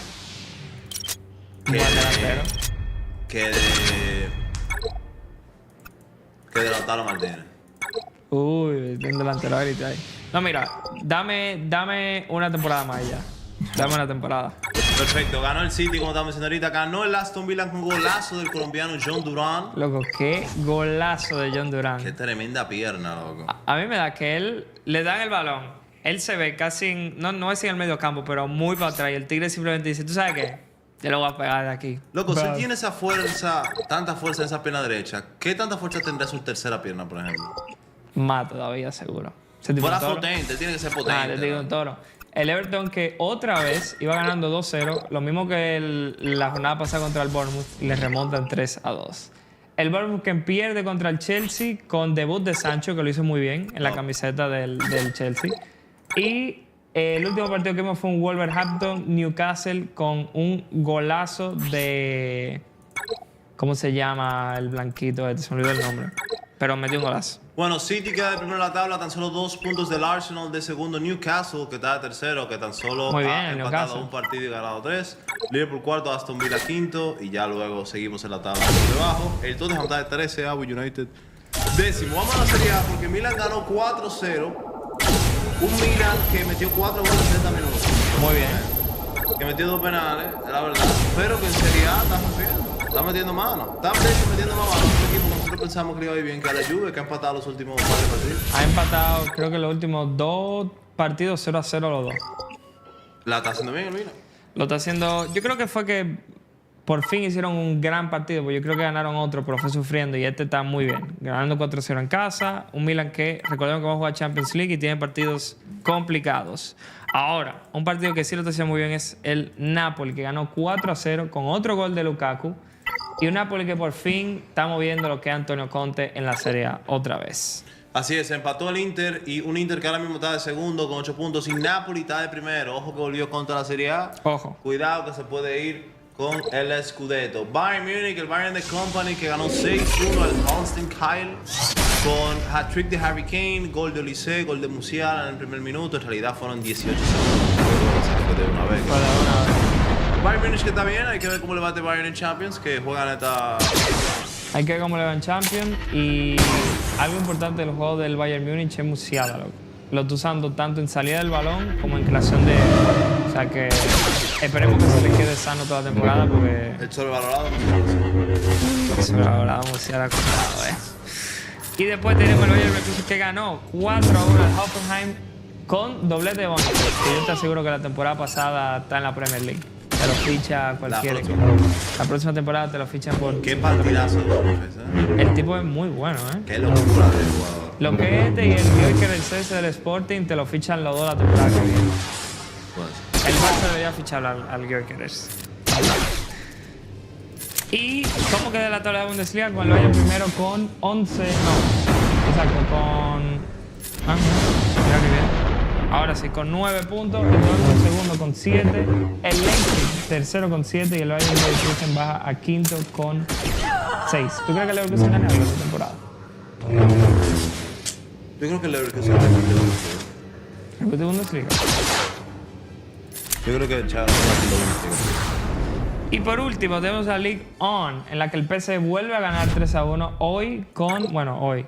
Esta vez con doblete de Dembélé, que lo hizo también muy bien en el parón de selecciones con Francia. Bueno, el gol que metió con Francia. La verdad es que Dembélé tiene días que es lo más parecido a Neymar y después tiene días que es simplemente Dembélé. El tipo es de lo más inconsistente que yo he visto nunca. Y también tuvimos el partido del Marsella que le gana al Nice, un buen equipo de la Ligue 1, 2-0, con gol de Luis Enrique ese que aparentemente es una erupción de jugador, no me esperaba que fuera tan bueno, que vino del Betis la temporada pasada y el tipo es una bomba. Va a fichar Rabiot gratis también, el Marsella. Y la tabla queda con el Paris Saint-Germain primero con 12 puntos, el Marsella segundo con 10 y el Mónaco tercero con 10. Pasemos a las noticias. Salió la camiseta del Bayern, del Oktoberfest. Muy bonita, me gusta. Está bonito. Está bonita. No, es una camiseta negra, no creo que está más bonita que la que tú tienes, pero está bonita. La verdad que la mente hermosa, Está bonita, Está hermosa. La camiseta está bonita. Polémica que pasó este fin de semana, que va relacionada, bueno, Aitana Bonatti la renueva el Barcelona hasta 2028 y se convierte en la mujer mejor pagada del mundo del fútbol. ¿Cuánto gana la mujer mejor pagada del mundo? Ni puta idea. Pero lo que quería decirte es que aprovecho esta noticia porque en el fin de semana la novia de Douglas Luiz, Alicia Lehmann, digo, yo hago el mismo trabajo que Douglas. Juego en el mismo club y él gana 100 veces más que yo. No es justo. Es algo que me afecta y es algo que me afecta porque soy una mujer.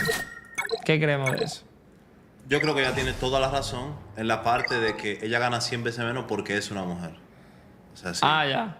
Bien. Y tiene sentido porque el fútbol de las mujeres genera 100 veces menos que el fútbol de los hombres. Es que mira solamente la foto que tienen comparando a los dos jugadores. Mira lo que tiene atrás Douglas Luiz, un estadio lleno. Que tiene atrás Alicia Lehmann, un estadio vacío. O sea, la realidad es esa. La realidad es que sí, es porque tú eres mujer que tú ganas 100 menos. Pero es porque no están haciendo lo mismo. Creo que ella se equivoca cuando ella piensa que ella hace lo mismo que Douglas Luiz.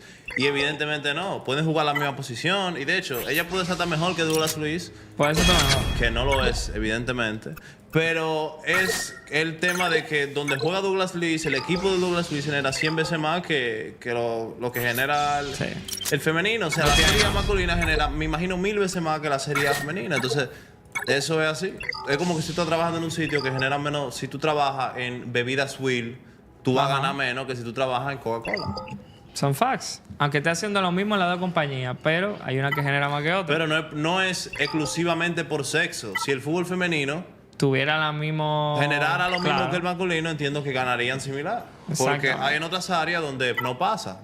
Claro. En la pornografía, las mujeres ganan 100 veces más que los hombres. La noticia el otro día fue que OnlyFans generó 6.7 billones y los jugadores de basquetbol la temporada pasada entre todos ganaron 4.7. Es una barbaridad, la verdad. O sea, ya. Messi que vuelve a la MLS con doblete y celebra como Curry en su segundo gol. Loco, yo no creo que él celebró como Curry, loco. Yo siento que él estaba diciendo como que ya él está a punto de dormirse, está acabado, que ya se está acabando su carrera. No creo que celebró como Curry. Veremos en meme una foto de él, que cuidado. Michel, el entrenador del Girona, que compara a Lamine Yamal con Messi, dice: es muy difícil imaginar que después de Messi aparezca otro como él. Pero yo confío en que Lamine Yamal puede seguir mejorando porque es el jugador que es y puede llegar al nivel de Messi. Loco, ¿tú crees que Lamine Yamal puede llegar al nivel de Messi? Entonces, es muy difícil, pero Lamine Yamal, de verdad, tú lo ves jugando. ¿Y qué jugador de 17 años tú has visto en tu vida que juega así? No tiene sentido. Vini, loco. Con 17 años Vini, la verdad es que no era La Lamine estaba Yamal. rompiendo en el sub-17. Ya, la está rompiendo en la liga. Y ojalá la rompa en Champions. Esperemos que ahora en Champions también la siga rompiendo. Loco, a ti te encanta el Barça low-key, loco. Me encanta Lamine Yamal. Te encanta el Barça low-key. Ojalá la rompa en Champions. Sí, ojalá el Barça gane la Champions y la levante. No, Ojalá el Barça- Cristiano en la final. Se enfrenta Barça versus Manchester City en la final de la Champions. Que la gane el Barça 100%. Y tú vas con el Barça. Pero tú irás con el City, el villano del Madrid. Obviamente. Pero es el enemigo del Madrid. ¿Y quién tú crees que es más villano por Madrid, el City o el Barça? En los últimos años el City, en verdad. No, pero no es que en los últimos años, en la vida. Yo No, en creo la que, vida si, obviamente que el si Barça. la Yamal mete un hat-trick, tú te emocionas. Una final de Champions, la Yamal mete un hat-trick, un gol de chilena, la zona elástica, túnel a Está bien, Walker. la final de contra el Madrid, sí. No te voy a decir que no, obviamente sí. Pero porque Lamine Yamal es español. Y porque tú Tiene no mi sientes- conexión con Él es España, bro. marroquí. Corríjase. Él es marroquí. Él es marroquí. Pasemos rápidamente con la noticia de Queens. El fichaje de Aida es oficial. Y tú representando la camiseta hoy, muy bonito. ¿Qué te parece el fichaje de Aida Victoria? Aida, presidenta de Galácticas del Caribe, ha habido bastante controversia sobre eso. Sí. ¿Qué decimos aquí, loco? Bro, da tu opinión. ¿Qué te parece el fichaje? A mí me pareció bastante bien el fichaje de Aida. Bien. Como presidenta de Galácticas, creo que es un gran fichaje. A los Foques la trajo a la mesa y nosotros aprobamos el fichaje. Dijimos, sí, claro que sí. Sí, sí. Lo hagamos para romper, vamos a ser sinceros, para causar controversia, Oye. para causar polémica, Vamos a venderte uno. para joder un poco a Westy. Nada es ¿cuál es el discurso? Yo voy a No, decir no, que nada mira. es personal, pero esto es bastante personal, la verdad. Vamos a decir la verdad. ¿Qué podemos decir de nuestro copresidente a los Foques, bro? ¿Qué crack? Qué crack. ¿Qué crack? Te decía, oye, ¿tú te querías ver moral? Pues sí, está feo. Está bien, está feo. Pero al final del día, esto es redes sociales. Es show, bro. Esto es números. Hagamos show. Esto es show. Hagamos Cuando- show en la Kings ¿Quién se va a League. quejar de esto cuando haya un Wes Santas contra Galáctica y tenga 80,000 gente porque quieren ver qué diablo va a pasar? Vamos a hacer un show. ¿Qué va a Ya. hacer Yuna contra Aida? Vamos a hacer show. Exacto. Yuna contra Aida, mira qué bien. ¿Por qué Wes fichó a Yuna? Show. ¿Por qué fichamos a Aida? Show. Absolutamente show. Y ya está. ¿Y por qué a los Foques está peleando contra Coscu? Como show. Show. Todo es show, bro. Hay que representar el show y creo que le hacía falta un poco de show a la Queens. El tema que más se habla de la Queens es este. Exactamente. Ya, es el punto. Show. Es el punto. Vamos a traer el show a la mesa. Hablando de show, pasemos a la sección de memes. En la Premier League, Anthony tiene, creo que ya son 2 temporadas, creo que 3 asistencias y Elson en portero tiene 4 ya. Qué gran jugador, Anthony. Bueno, es jugador de tu Ajax. Él no estaba en ese Ajax, si tú me Él estás hablando sí del Ajax. estaba en ese Ajax. No, en el que llega a semifinal, él no estaba. ¿Cómo va a estar? Llegó después con Ten Hag. Llegó la versión china de Neres, que fue este. ¿Tú estás seguro que él no estaba? No, claro que no estaba. No estaba. De hecho, fichan a Neres y con el dinero ellos compran a este tigre. Que al final, ¿verdad? No estaba ahí. El siguiente meme que tenemos. Uf, loco. Mira esta foto. Un equipo que tiene doble pivote, Kanté, Fabiño. En la derecha, Diaby. En la izquierda, Berwin. Media punta, Aguar. Y de delantero, Benzema. Lo que ellos cuquearon todito. No, además de que cusquearon todito, de verdad. Yo miro esta plantilla y yo pienso, o sea, esto es un equipo de media tabla de Premier League, mínimo. No, es un equipo absolutamente fracasado. No, Y es un acabado. equipo top. Ese es un equipo top. Ese equipo en modo carrera no gana un solo partido, hermano. Como nos vamos de carrera por la realidad, ¿verdad? Tenemos para celebrar. Digo, no sé si estamos celebrando todo, ¿verdad? ¿Tú lo celebras esto? Se casó Hendrik a los 18 años Hendrik. con su comprometida, Ah, no carga la foto. Gabrieli, creo que se llama. Una persona que dijo que cuando conoció a Hendrik con 16, le vio una mirada bien seductora a un Sí. niño de 16 años. Mm, ¿Qué creemos del casamiento de Hendrik? Bueno, yo creo que Hendrik tiene 17, ¿qué tiene? 18. 18 años y se casó ya.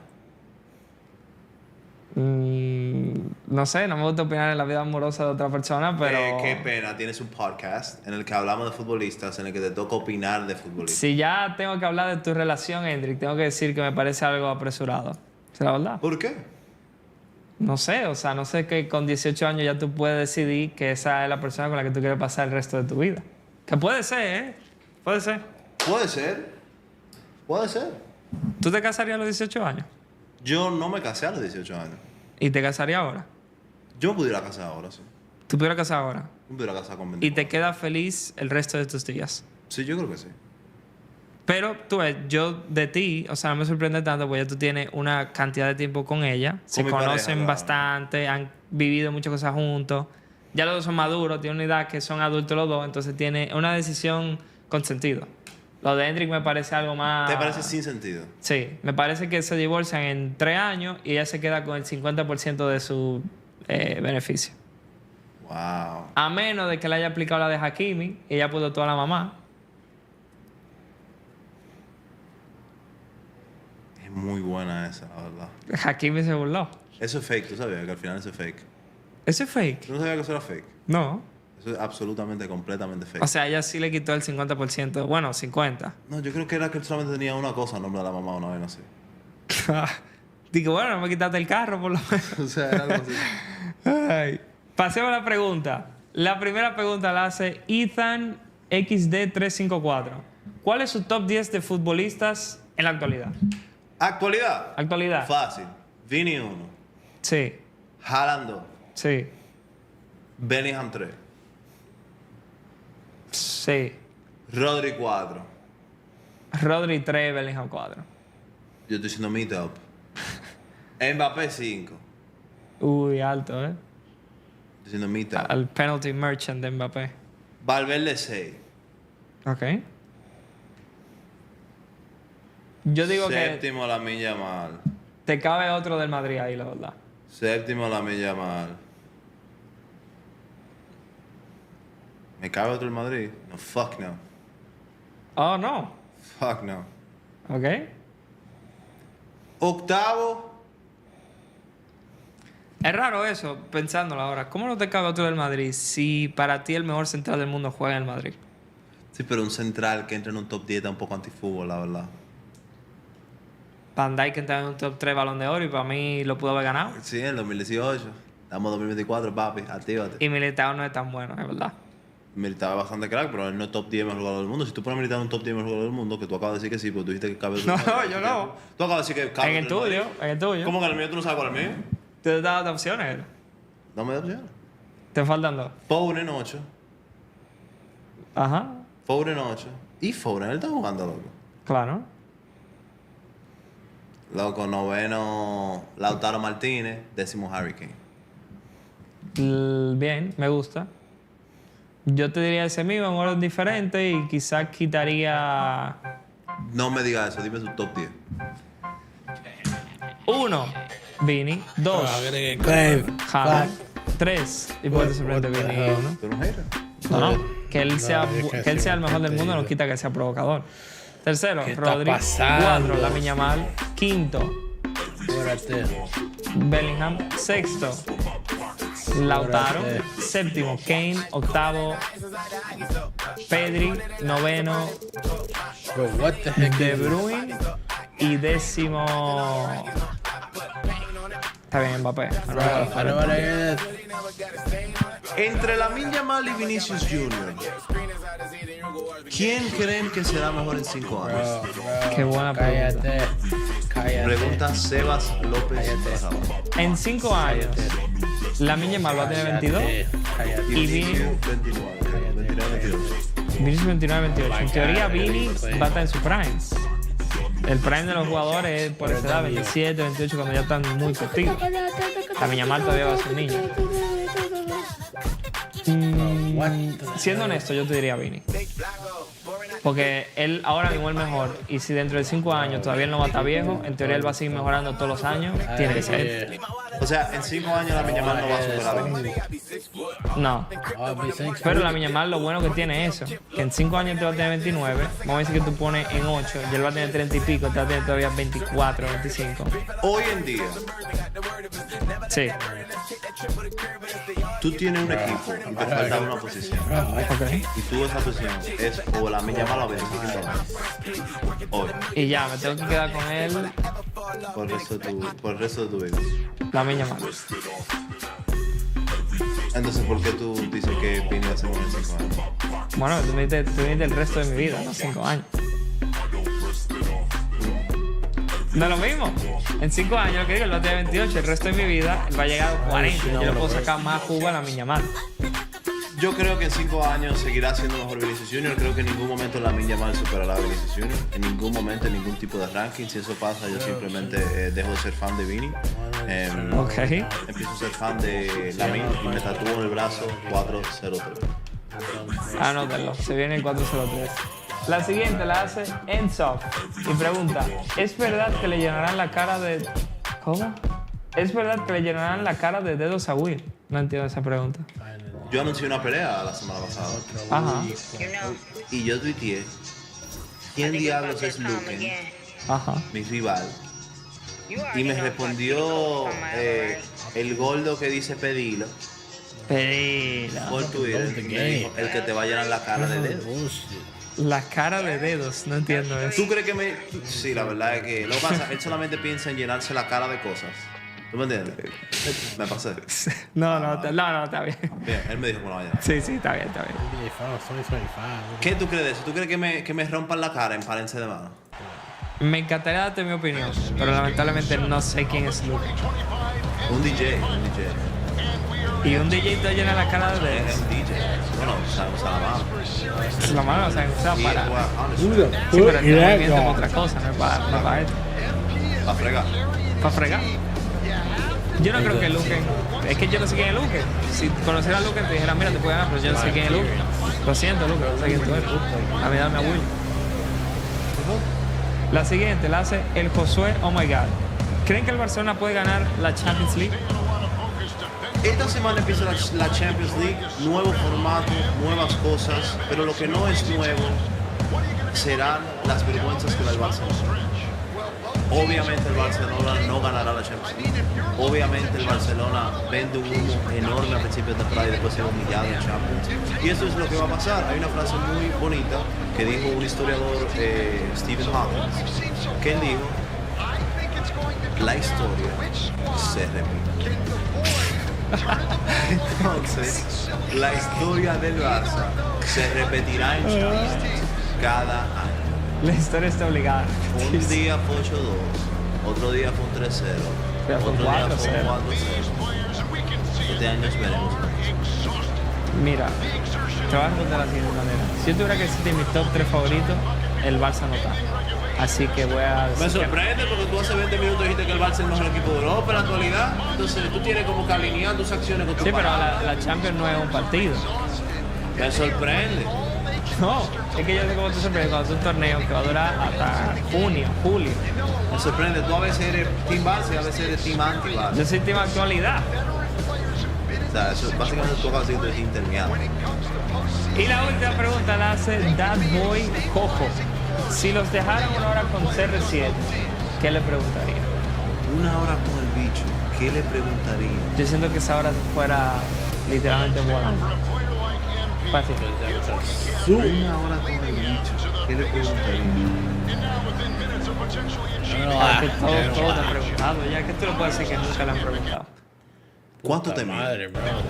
Esa nunca se le ha preguntado. No, ¿tú te imaginas que el bicho no puede ser, ¿no? Claro, qué triste joder eso. No creo. Pero no me pregunta, yo ¿Me siento que él se enseñas tu reiría. cuenta de banco? Eso está bien. Tienes que tener alrededor de... ¿Cuánto dinero tendrás? La cuenta de Chris del banco es el equivalente a un número europeo. Tiene 8 números. Es difícil, la verdad. Yo le diría... got this on defense, bro. Let's make sure we stay locked in. Like I said, you got it. No silly mistakes.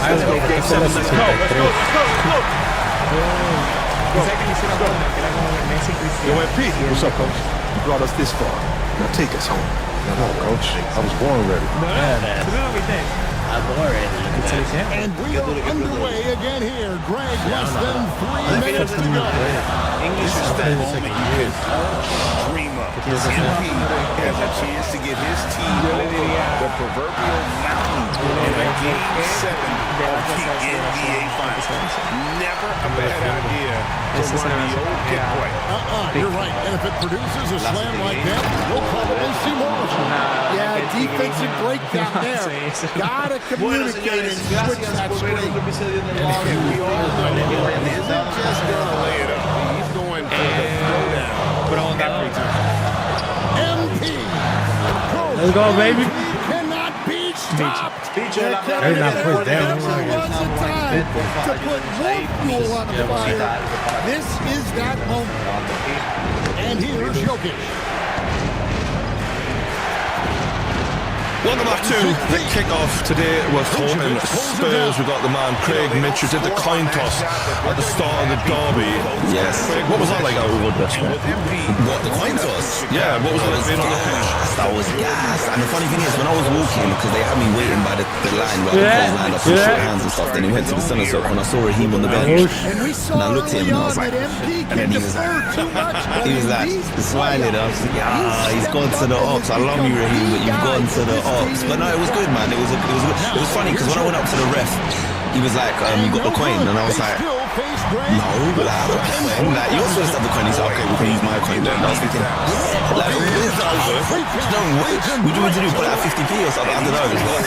Yeah, we did it. Shook Son's hand. I didn't shake Jorginho's hand, which I thought was a bit mad. I didn't even mean to do that. I just forgot. He blanked Jorginho. I would have shook his hand 100%. 100%. Craig, you had a bigger impact on the pitch than Son did at the end of it. Was a bit louder than Son's. I think it was, you know. I think it was. He was anonymous in that game. But it was a sick experience. Obviously, Arsenal rained on my parade, which I'm pissed about. Yeah. But, no, it was a good experience, man.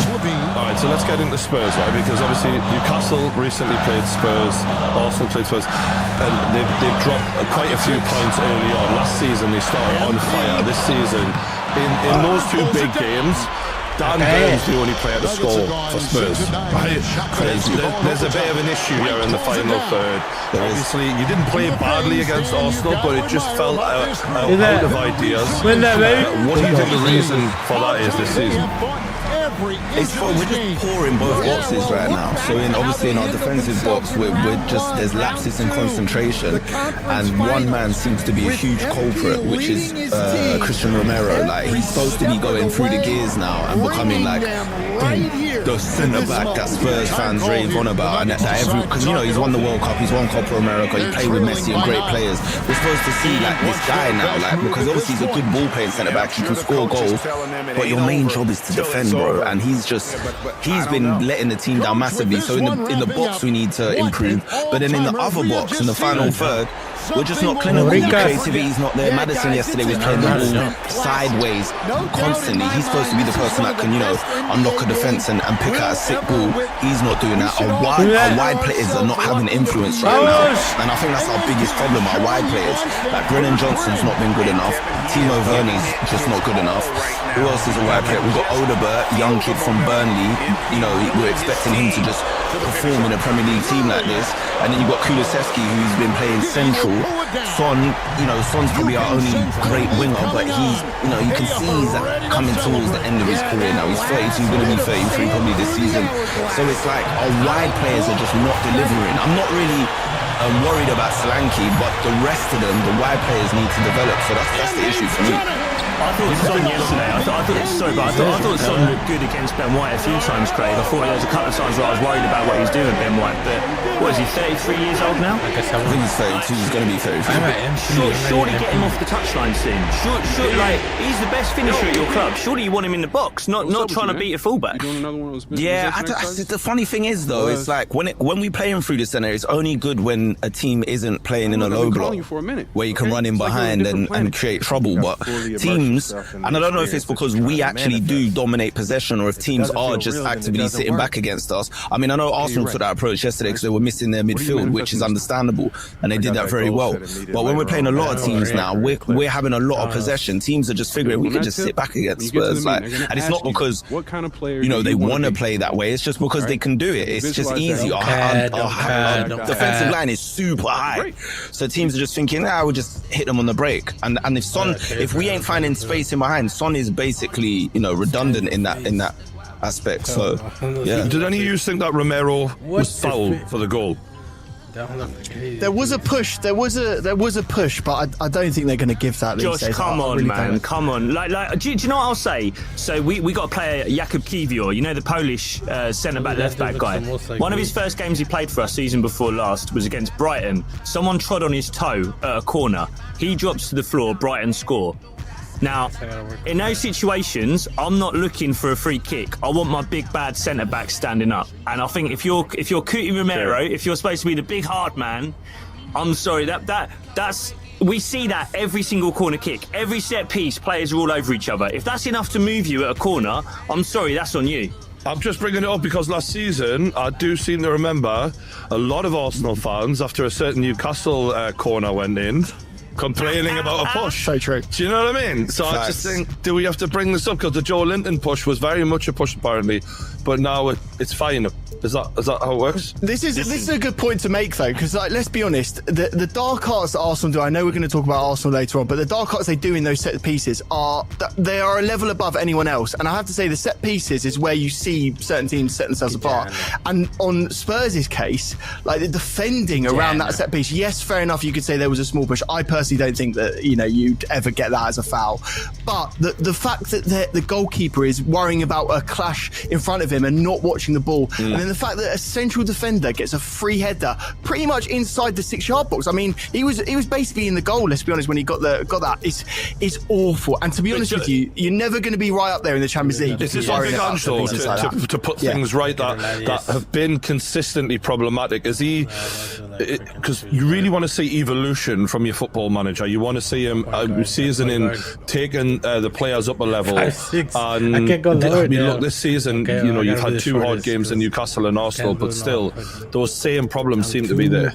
No, it's definitely on Ange's head. He's the manager at the end of the day. If you're seeing a pattern of things consistently develop, then you have to address it. That's for you to address on the training ground. Like the fact that we're not hitting enough shots on target or meaningful shots anyway. Do you know what I mean? There was a couple opportunities there. Brennan Johnson had one, sliced it over the bar at the end of the first half. Solanke had one. Like there's certain opportunities where you think you've got to start being clinical in that aspect. And also, like you said, in the defensive third, what are these players doing? Like, these are rookie mistakes. We've conceded so many goals from set plays since the 1st of January this year. I think we might be the most. I don't know, don't quote me on that, but it's a lot. And Arteta said after the game, we knew we could hurt them with set pieces. Those are the words. And that's because they are good at set pieces and we're equally as bad. But just back to the push, it definitely was a push. Is it something I'm going to be like, penalty? Nah, if it's not given, I'm not, you know what I mean? I'm not going to be like, because Romero does need to be a bit stronger and he needs to be a bit more street smart. But there was definitely 2 hands on the back that gave Gabriel an edge. But it's not enough for me. I would have liked to see at least a little VAR look at it. But, it is what it is. And now, a word from our sponsors. Life for a bald man out here, it ain't always easy, let me tell you. Sometimes after I shave my head, I look like I've been glassed. It really is dodgy with some of these razors. And that is why I'm delighted to announce that Manscaped have created the all-new Dome Shaver. I'm pretty sure they made this with me and Mike. They mentioned beautiful bald men on the read, and I'm like, that is me. The Dome Shaver Pro features 5 premium rotary blades for the cleanest, smoothest shave ever with Manscaped. No more nicks and cuts from them crappy disposable razors thanks to their skin-safe technology. The shaver is also waterproof, so you can use it in the shower and keep your stink hair-free. And the magnetic blade head makes cleaning it a breeze. Just pop it off, rinse, and snap it back quick and easy. And with a 9,500 RPM motor and up to 90 minutes of runtime, you'll get a smooth, consistent shave every time. And after you've had the perfect shave, you can give your head some extra TLC with the Dome Soother to keep it feeling smooth and refreshed. The Dome Soother is dermatologically tested and specifically formulated for your scalp. This is alcohol-free and will keep your scalp healthy and irritation-free. So if you want to look your best, you know what to do. Click the link in the description below. Go to manscaped.com and use the code THEKICKOFF. That's all one word, all block capitals, the kickoff at the checkout, and you'll get 20% off and free shipping. And a big love to everyone who does, because not only will you look like a handsome bald bastard, but also you're helping the channel, so I appreciate it. But for now, enjoy the video. I'm looking at this league table, lads, with the way things are developing very quickly, with Man City and Arsenal and Liverpool already in the top 4, Aston Villa in 5th, Newcastle in 3rd. You're looking at Spurs in 13th. Now, it's 4 games played. I don't think that the season is, sewn up by any means, but it's taken shape now. At what point does this become really worrying for Spurs? I feel like they need results immediately now. This can't carry on like this. Yeah, if we lose to Brentford on Saturday, then it's gonna be panic stations, I think. And is the pressure already on Ange though? I'm hearing rumours amongst the Spurs fan base that there is some pressure already on him. People calling for his head. I just think it's football, man. I just think it's football. When you're playing in the Premier League, this ain't Celtic, respectfully, and I know Celtic's a big club, but respectfully, it's not these leagues. This ain't the A-League in Australia. Do you know what I mean? He's not in Japan or wherever he was before. This is the Premier League, the most watched league on the planet, one of the toughest leagues in Europe, even though Man City keep just dominating it. But honestly, in this league, and this isn't just for Ange, if you're at what's considered a top club, you're under pressure all the time. You have to get results in. The moment you have back-to-back defeats at any point in the season, let alone the first 4 games, the spotlight's on you. So it's if you go into Brentford now, who are a difficult team, you saw what they did against Man City, and lose, that's 3 losses on the bounce within 5 games. You are automatically under pressure. He knows that more than anyone else. So it's there will be people turning on him, and there'll be people. I'm asking him questions right now because you're not addressing things. However, I'm looking at. But sorry, mate. I was just saying. I was looking at the 2024 table right now. Spurs are in 8th, so it's not just the case. You can't just look at the Premier League right now after 4 games. I don't think that's fair. But to be in 8th position, I mean, you're only 1 point ahead of Crystal Palace in the 2024 annual table. That's really scary. If we're talking about general form going down and down, I understand why there are some Spurs fans right now looking at the manager and going, is this guy the guy that's going to push us on and actually get us to the next level? Because you look at Newcastle, while they haven't looked very good, they're still getting the points on the board, and still with a very good manager who a lot of people rate. You look at Man United now. Even Man United are in 6th place. They've got 4 more points than Spurs in the 2024 table. So and they're in panic stations. So yeah, mate, I understand where the worry is there. I really do. Because obviously you're going up against Spurs season in, season out as an Arsenal fan, wanting to be the top club in North London. If you were to compare this game and the way Spurs played against your lot to previous years, how did it fare? How were you rating them when you came away from the game? The thing is, Brian, I want to do the laughing thing and I want to take the piss, yeah. But we're here to talk about football a little bit seriously sometimes. And the one thing I'll say, and it's to give Ange a little bit, not to let him off, but the churn at Spurs in terms of players in, players out is massive. Since he's got there, the players he's lost, the players they've brought in, we've mentioned Son's getting older. The big difference is we used to go there every season scared of Harry Kane. And it's just not easy to replace that. This is me being as sympathetic as I can be to Spurs. He's a once-in-a-generation player. On that point, Jacob, Jamie O'Hara put out a post. I'm not usually one to quote, Jamie O'Hara, but I did find it an interesting point that I wanted to put to you lads. He basically said, "Give me Aaron Lennon, Huddleston, Keane, Defoe, Van der Vaart over any of these any day of the week. We sign players from Bournemouth, Burnley, Leeds, Forest, and then expect to win, be up there." Basically, his point is we're not bringing in big players anymore. We're trying to pluck players from lower down, and that should not be the type of players that a Spurs are looking to attract. Do you agree or disagree, lads? Where did those players come from? Where did the Robbie Keanes come from? Where did the Harry Kanes come from? Spurs have never been a club that have bought from Real Madrid, that have bought from Barcelona. I think and people replied to that tweet, by the way, saying exactly the same thing. They replied to that tweet saying, "Where did you think those players came from?" And he went, "Yeah, but they were good." It's like, mate, this is the reality. I feel like Huddleston came from Hull or somewhere like that. Yeah, he's just, I don't know what he's talking about. Listen, this is the problem, and I've been saying this as a Spurs fan, right? And this ain't an excuse, this is just the reality. we don't spend as much money as our peers, so the top clubs in the Premier League. We don't pay the wages that the other top clubs play. We only just broke our transfer fee for Solanke, 65 million this summer. All of the other teams have long spent 65 million. The Man Uniteds, the Arsenals, the Chelseas. That's baby food now for other teams. Do you know what I mean? Yeah. Like, how much was Nicolas Pepe? 70. Don't remind me. This is what I'm saying. So we only just even Newcastle, who are not, in the big six. We spent 70 million on Isak. So even we had spent more than Spurs before that point. This is what I'm saying. So Daniel Levy is spent big. There you go. So Daniel Levy, although, if you combine it, it becomes 150 million. It's like 30 million here, 40 million here. These are the fees for players of 10 years ago, bro. Like, for good players. Like, in this modern day, you got to go Selfridges, you got to go Harrods and spend, a premium for quality. Like, we're still in TK Maxx. Like, we are in TK Maxx weekly looking for a bargain, just like climbing through all the rails and then trying to pick out a gem, and then you find like there's a button missing. Like, what are we doing right now? Like, seriously, League's been doing this for years and you can't get away with this. Like, I'm in this stadium again and I'm looking around and I'm having nice food and I'm like, oh, it's so beautiful. And I'm like, what was the point in this? Like, if you weren't, okay, we get it, Travis Scott's there, Beyonce, all of this, great.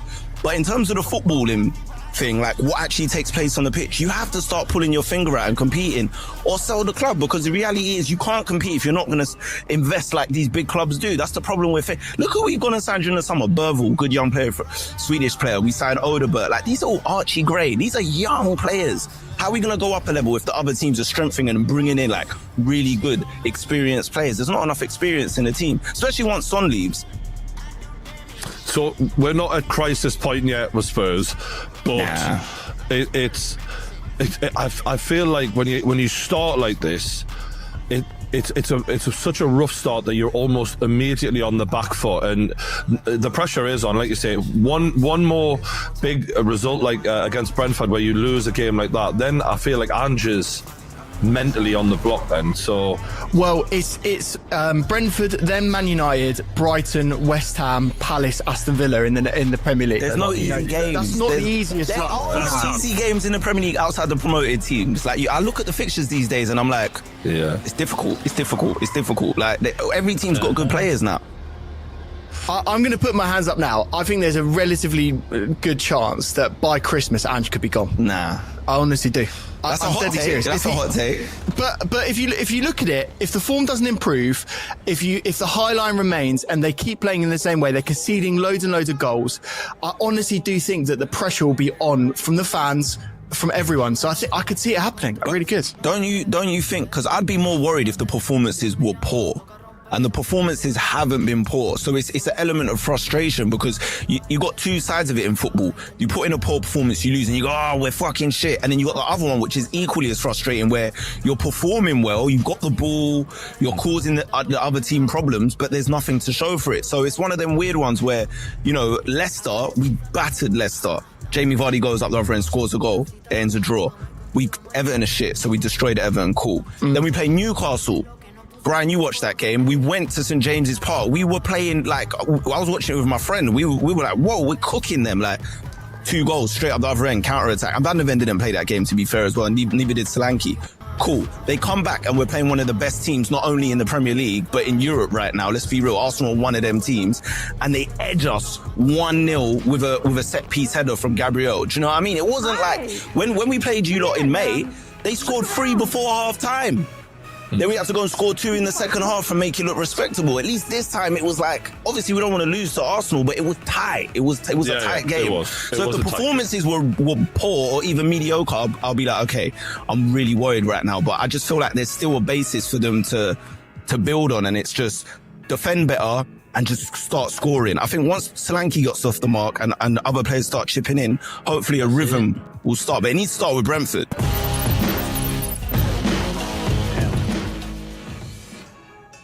All right, y'all. In today's video, we're going to be talking about the recent CONCACAF window. We're going to be focusing on the U.S. men's national team, Canada, and Mexico. And we're going to talk about how all three teams looked, how they played, who were the winners, losers, biggest takeaways. Y'all in the comments, follow along. Let me know how you're feeling about the big three. If you're new to Deadball TV and you like videos about CONCACAF, make sure you hit subscribe, drop a like on the video if you could. Check us out on social media, links in the description.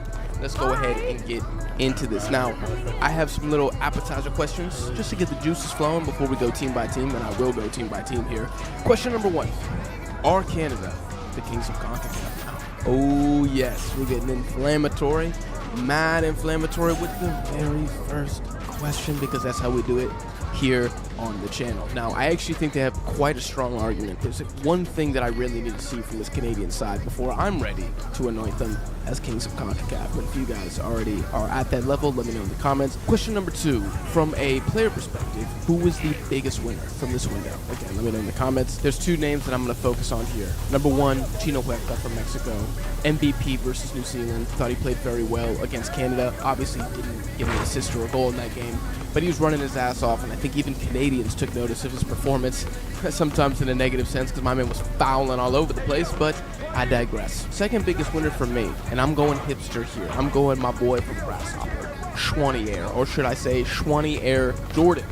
The way that my man was balling out against both the U.S. and Mexico, honestly. I mean, me and maybe other people who know Canada but are not super familiar with the entire player pool, we saw no Ismael Kone and we said, uh-oh, this is going to be bad. This is going to be a problem. How does Jesse Marsh adapt to this? I was assuming that Osorio was going to start both games, and here comes my boy, Schwanier. I don't even know who he is, and he just absolutely kills it next to his Estaquiao. So basically in 2 games, I went from who are you to damn, this guy's pretty good. I would say that's a big win. Now let's get into the U.S. men's national team, and warning, trigger warning, this is going to be a largely negative segment, okay? Because this was an ass cheeks window. So if you think I'm about to come on here on Deadball TV, start throwing flowers and compliments at all these players, you're dead wrong. I think one of the most interesting things from this window is how I have seen for the first time, basically since this generation of U.S. players came out, that the media opinion has kind of turned on them. It was always in the past Berhalter's fault no matter what. Even if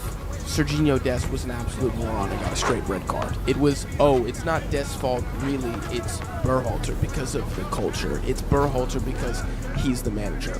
Now Berhalter is gone. And I've said this before, I said it in the preview for this window, I said this player pool is out of excuses. This is the first time we have seen these guys, and they are no longer protected by the shield, the Spartan shield that was Greg Berhalter. Okay, there's no more hoplite formation. This is not 300 anymore. And I gotta say, in the first test run, without that shield, looked pretty pathetic. I think the players look pathetic from a performance level.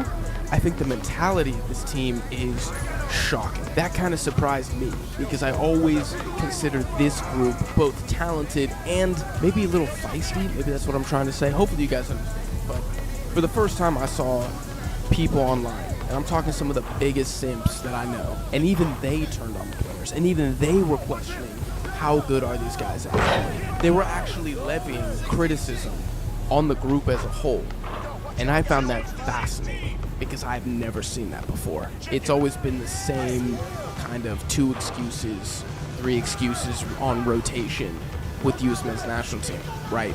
And I feel like the biggest excuse this time for how the Yanks played, which was awful, is that they didn't have a manager and it was a friendly window. You really fall into 2 buckets if you're a U.S. fan. You either are bucket number 1 and you think that this window was completely irrelevant because Pochettino hadn't come in yet, because it was a friendly window, and because there were injuries, and because Canada was up for it. Or you're on the other side and you're like, there's some warning signs here, and this window was very revealing and showed a lot of stuff that needs to be fixed. What is going on? I kind of lean more towards the second bucket. I think if you're in the first bucket, you're just smoking on the largest pack of copium that you could buy at your local CVS. Smoking that red, white, and backward, dude, because that's what they did. Went into the U.S. house and put the beat down on him 2-1, and I'm going to maintain such a flattering scoreline for the United States. It was a truly dominating performance from Canada. I think it was even more convincing than when Canada beat the U.S. 2-0 World Cup qualifying away in Canada. It was really that bad. Basically, every player not named Patrick Schulte emerged from that Canada game as a loser, like genuinely, especially the midfield. especially the midfield. And I want to ask you guys, is there a player that took a bigger stock hit during this window than Johnny Cardoso, who literally went from this guy is Tyler Adams' replacement to is he even good?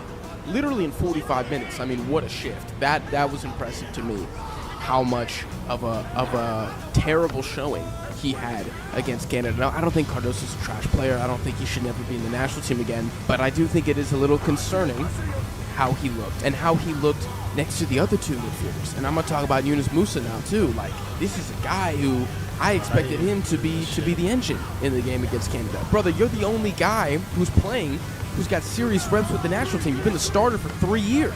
And you go out there and you do kind of a typical Yunus Musa performance, which is like never that bad, never that good. He's just kind of there. 90% of the time, Yunus Musa is just there. And don't get me started on Brendan Aronson. Like, my man gets dispossessed for fun. And then we have Tim Ream, who, I'm not trying to be mean here, right? Because the guy's old, and he's been a massive servant to the U.S. men's national team. And everybody has their level fall off as they get older. But is there actually a rationale to start this man anymore? Like, why is Tim Ream starting for the U.S. men's national team? Because if you ask me, the only reason he's starting for the U.S. is he is in the plans to be the starter at the next World Cup. And if Tim Ream is going to be the starter at the next World Cup, the U.S. is not making the quarterfinals. The U.S. is damn sure not making the semifinals.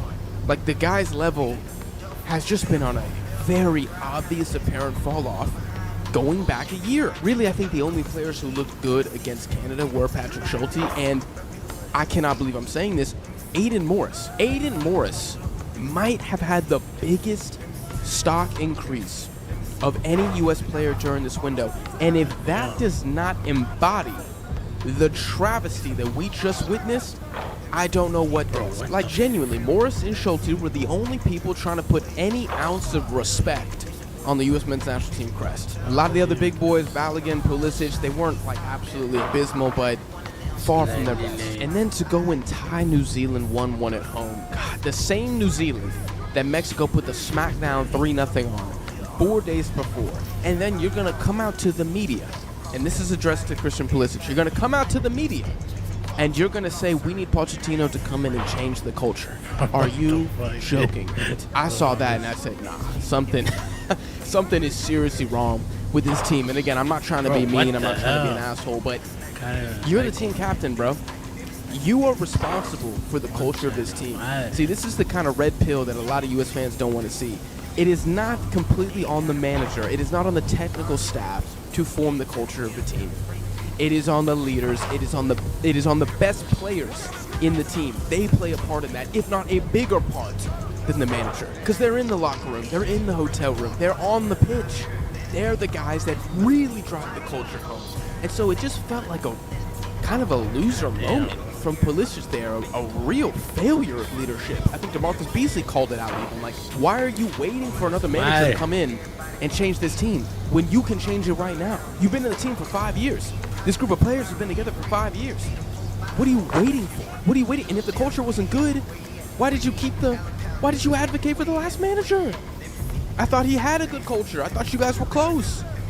And now you need Poch to come in and basically do a hard reboot? It just came off as really entitled, and I wasn't surprised to hear him say it. I wasn't that surprised because look at how they played. This group of players, they're a little entitled, aren't they? They're a little entitled. And they love to deflect blame. And I said they're out of excuses now. And lastly, on the U.S., Pochettino, man, he's got his work cut out for him. If you think this is going to be an easy job for Pochettino, you're a fool. I mean, look at what he has to work with. I think if you want a silver lining for the United States from this window, you can say this ass whooping will serve as the wake-up call for the team going forward. And that's a genuine possibility. It really could. Maybe Poch comes in. Maybe he's just got the Canada footage on a 24/7 loop in the locker room in the mess hall. And he's just making them watch over and over again. Johnny Cardoso get dispossessed, or Tim Ream not know how to pass the ball anymore. And then Pochettino comes in and says, "This is what you want." Because I can change this, but not unless y'all buy in. Not unless y'all buy in. But he's got a lot of work to do, especially to meet the goals of the fan base and of U.S. soccer. And that is nothing short of quarterfinals at the World Cup, but it's probably a semifinals. Cannot start losing Nations League to Canada. You cannot be the first one to do that if you're Pochettino. You cannot lose the Gold Cup if you take it seriously in 2025 to Canada or to Mexico or, God forbid, to Jamaica. I mean, it would be a disaster. So Pochettino, he's got to do a very delicate balancing act. And honestly, I think his execution needs to be close to flawless for this to be a successful appointment in the eyes of everybody. If I forgot anything about the U.S., y'all let me know. Moving on to Mexico, beating New Zealand 3-0 in a pretty comfortable match before a 0-0 grind-out slog against the Canadians. Now, I think the biggest winners for Mexico during this window, I already said him earlier, Chino Huerta. I thought his performance against New Zealand was very, very strong. And then I liked that even Canadians were talking about how he looked against Canada. And I always think that's a very good and an objective pulse check. When you see the opposition, who are not very familiar with Chino Huerta, when they're talking about like, hey, this guy for Mexico, he's actually not that bad. He's actually pretty good. That to me is like, okay, that validates how I've felt about Chino Huerta for like 2 years now, fighting off the hordes who say that he's trash. And we still had people in the comments after the game saying he's trash. Like, y'all love to hate this man. Y'all love to hate this man. Because you hate Pumas too, I know that's why you do it, but it's just absolutely crazy. So big winner, Chino Huerta, I thought, should have had an assist against Canada. Let's not forget that. And then Piojo.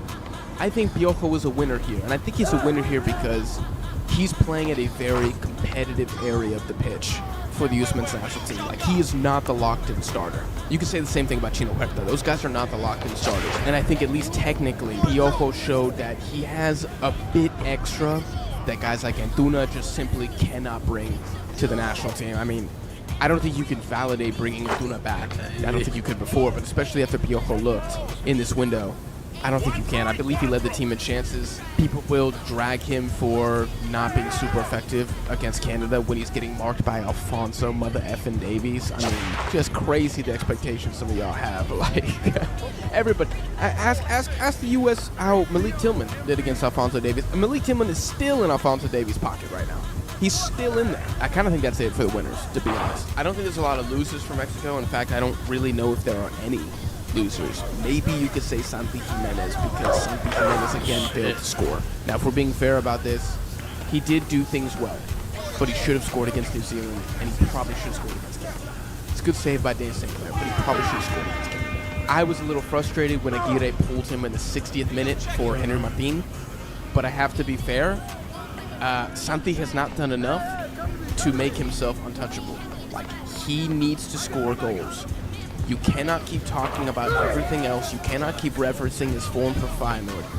At some point, he needs to score goals for Mexico. And he still has been unable to do that. And because of that, we're going to see Memote get minutes. We're going to see Henry Martin get minutes.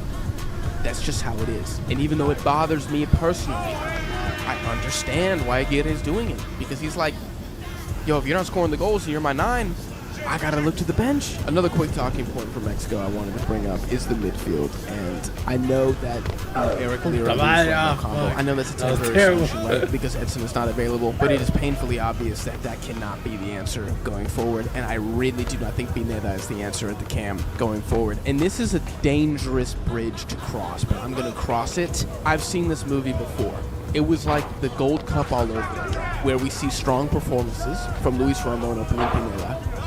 And some of y'all drank the Kool-Aid, man. Some of y'all drank the 3-0 Kool-Aid. Some of y'all drank the Kool-Aid from some non-trash performances at Copa America from Luis Romo. And I understand that this man is capable of occasionally having a good performance. And so is Pineda. But when Mexico comes up against the better teams, he's not able to do so.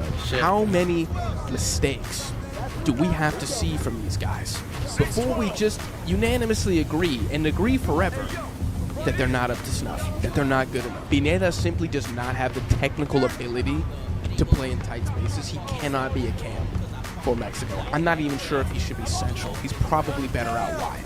But again, against even half-decent opposition, Pineda turns into a phantasma. I think Romo, just by the virtue of his position being more of like a 6 or an 8, he can kind of survive against the better teams because he's not asked to play in the final third. Right, Pineda is, and we saw against Canada, he did nothing. Yeah, he gets a goal against New Zealand. I don't care. He's not good enough. I thought this window was a wasted opportunity to give more guys an opportunity at the 10. I don't know if it's Cortizo. I know we gave Cordova like 20 minutes or something against New Zealand, but then we played Charlie Rodriguez against Canada. Why are we playing Charlie Rodriguez against Canada? You cannot have an Eric Lira, Luis Romo, Charlie Rodriguez midfield. Are you having a laugh in 2024? Are you having a laugh? That was crazy. That was the one thing Aguirre did that really pissed me off. It really pissed me off that he put Charlie Rodriguez in. It really pissed me off that he's probably got a couple of y'all brainwashed now thinking Luis Romo could be a starter, and he didn't play Marcelo Flores or Fidel Ambriz even 1 minute, which is just insane. Like, I don't know what Marcelo Flores has to do to get in the team. How is he not getting any minutes? But Charlie Rodriguez gets, what the what did he get? 30? How the fuck I missed the layup? 30 just unbelievable. It is unbelievable. That is what concerns me about this window so far. So I'm like, dude, how have all these managers not seen how useless some of these players are? And again, just because you're not ass cheeks in a particular fixture doesn't mean you're a good footballer. And I think that applies to every midfielder that we played in this window. I truly do. To end it on a positive note with Mexico, I do think the defense continues to be very, very strong. I mean, even Jesus Angulo did okay, and that I think shows you the strength of the overall unit. I think we allowed one shot on target in both games combined. That was the Kyle Larin header that was saved very well by Luis Malagon. We've even known this for a while. Even like Jimmy Lozano's defense, 1 goal to Copa America, and it was a penalty. The defense is very solid, very, very solid, and that's why I didn't think this game was going to be a shootout during our preview, because I didn't see Mexico conceding more than 1 goal against Canada, and especially with Canada sitting Jonathan David, not a chance.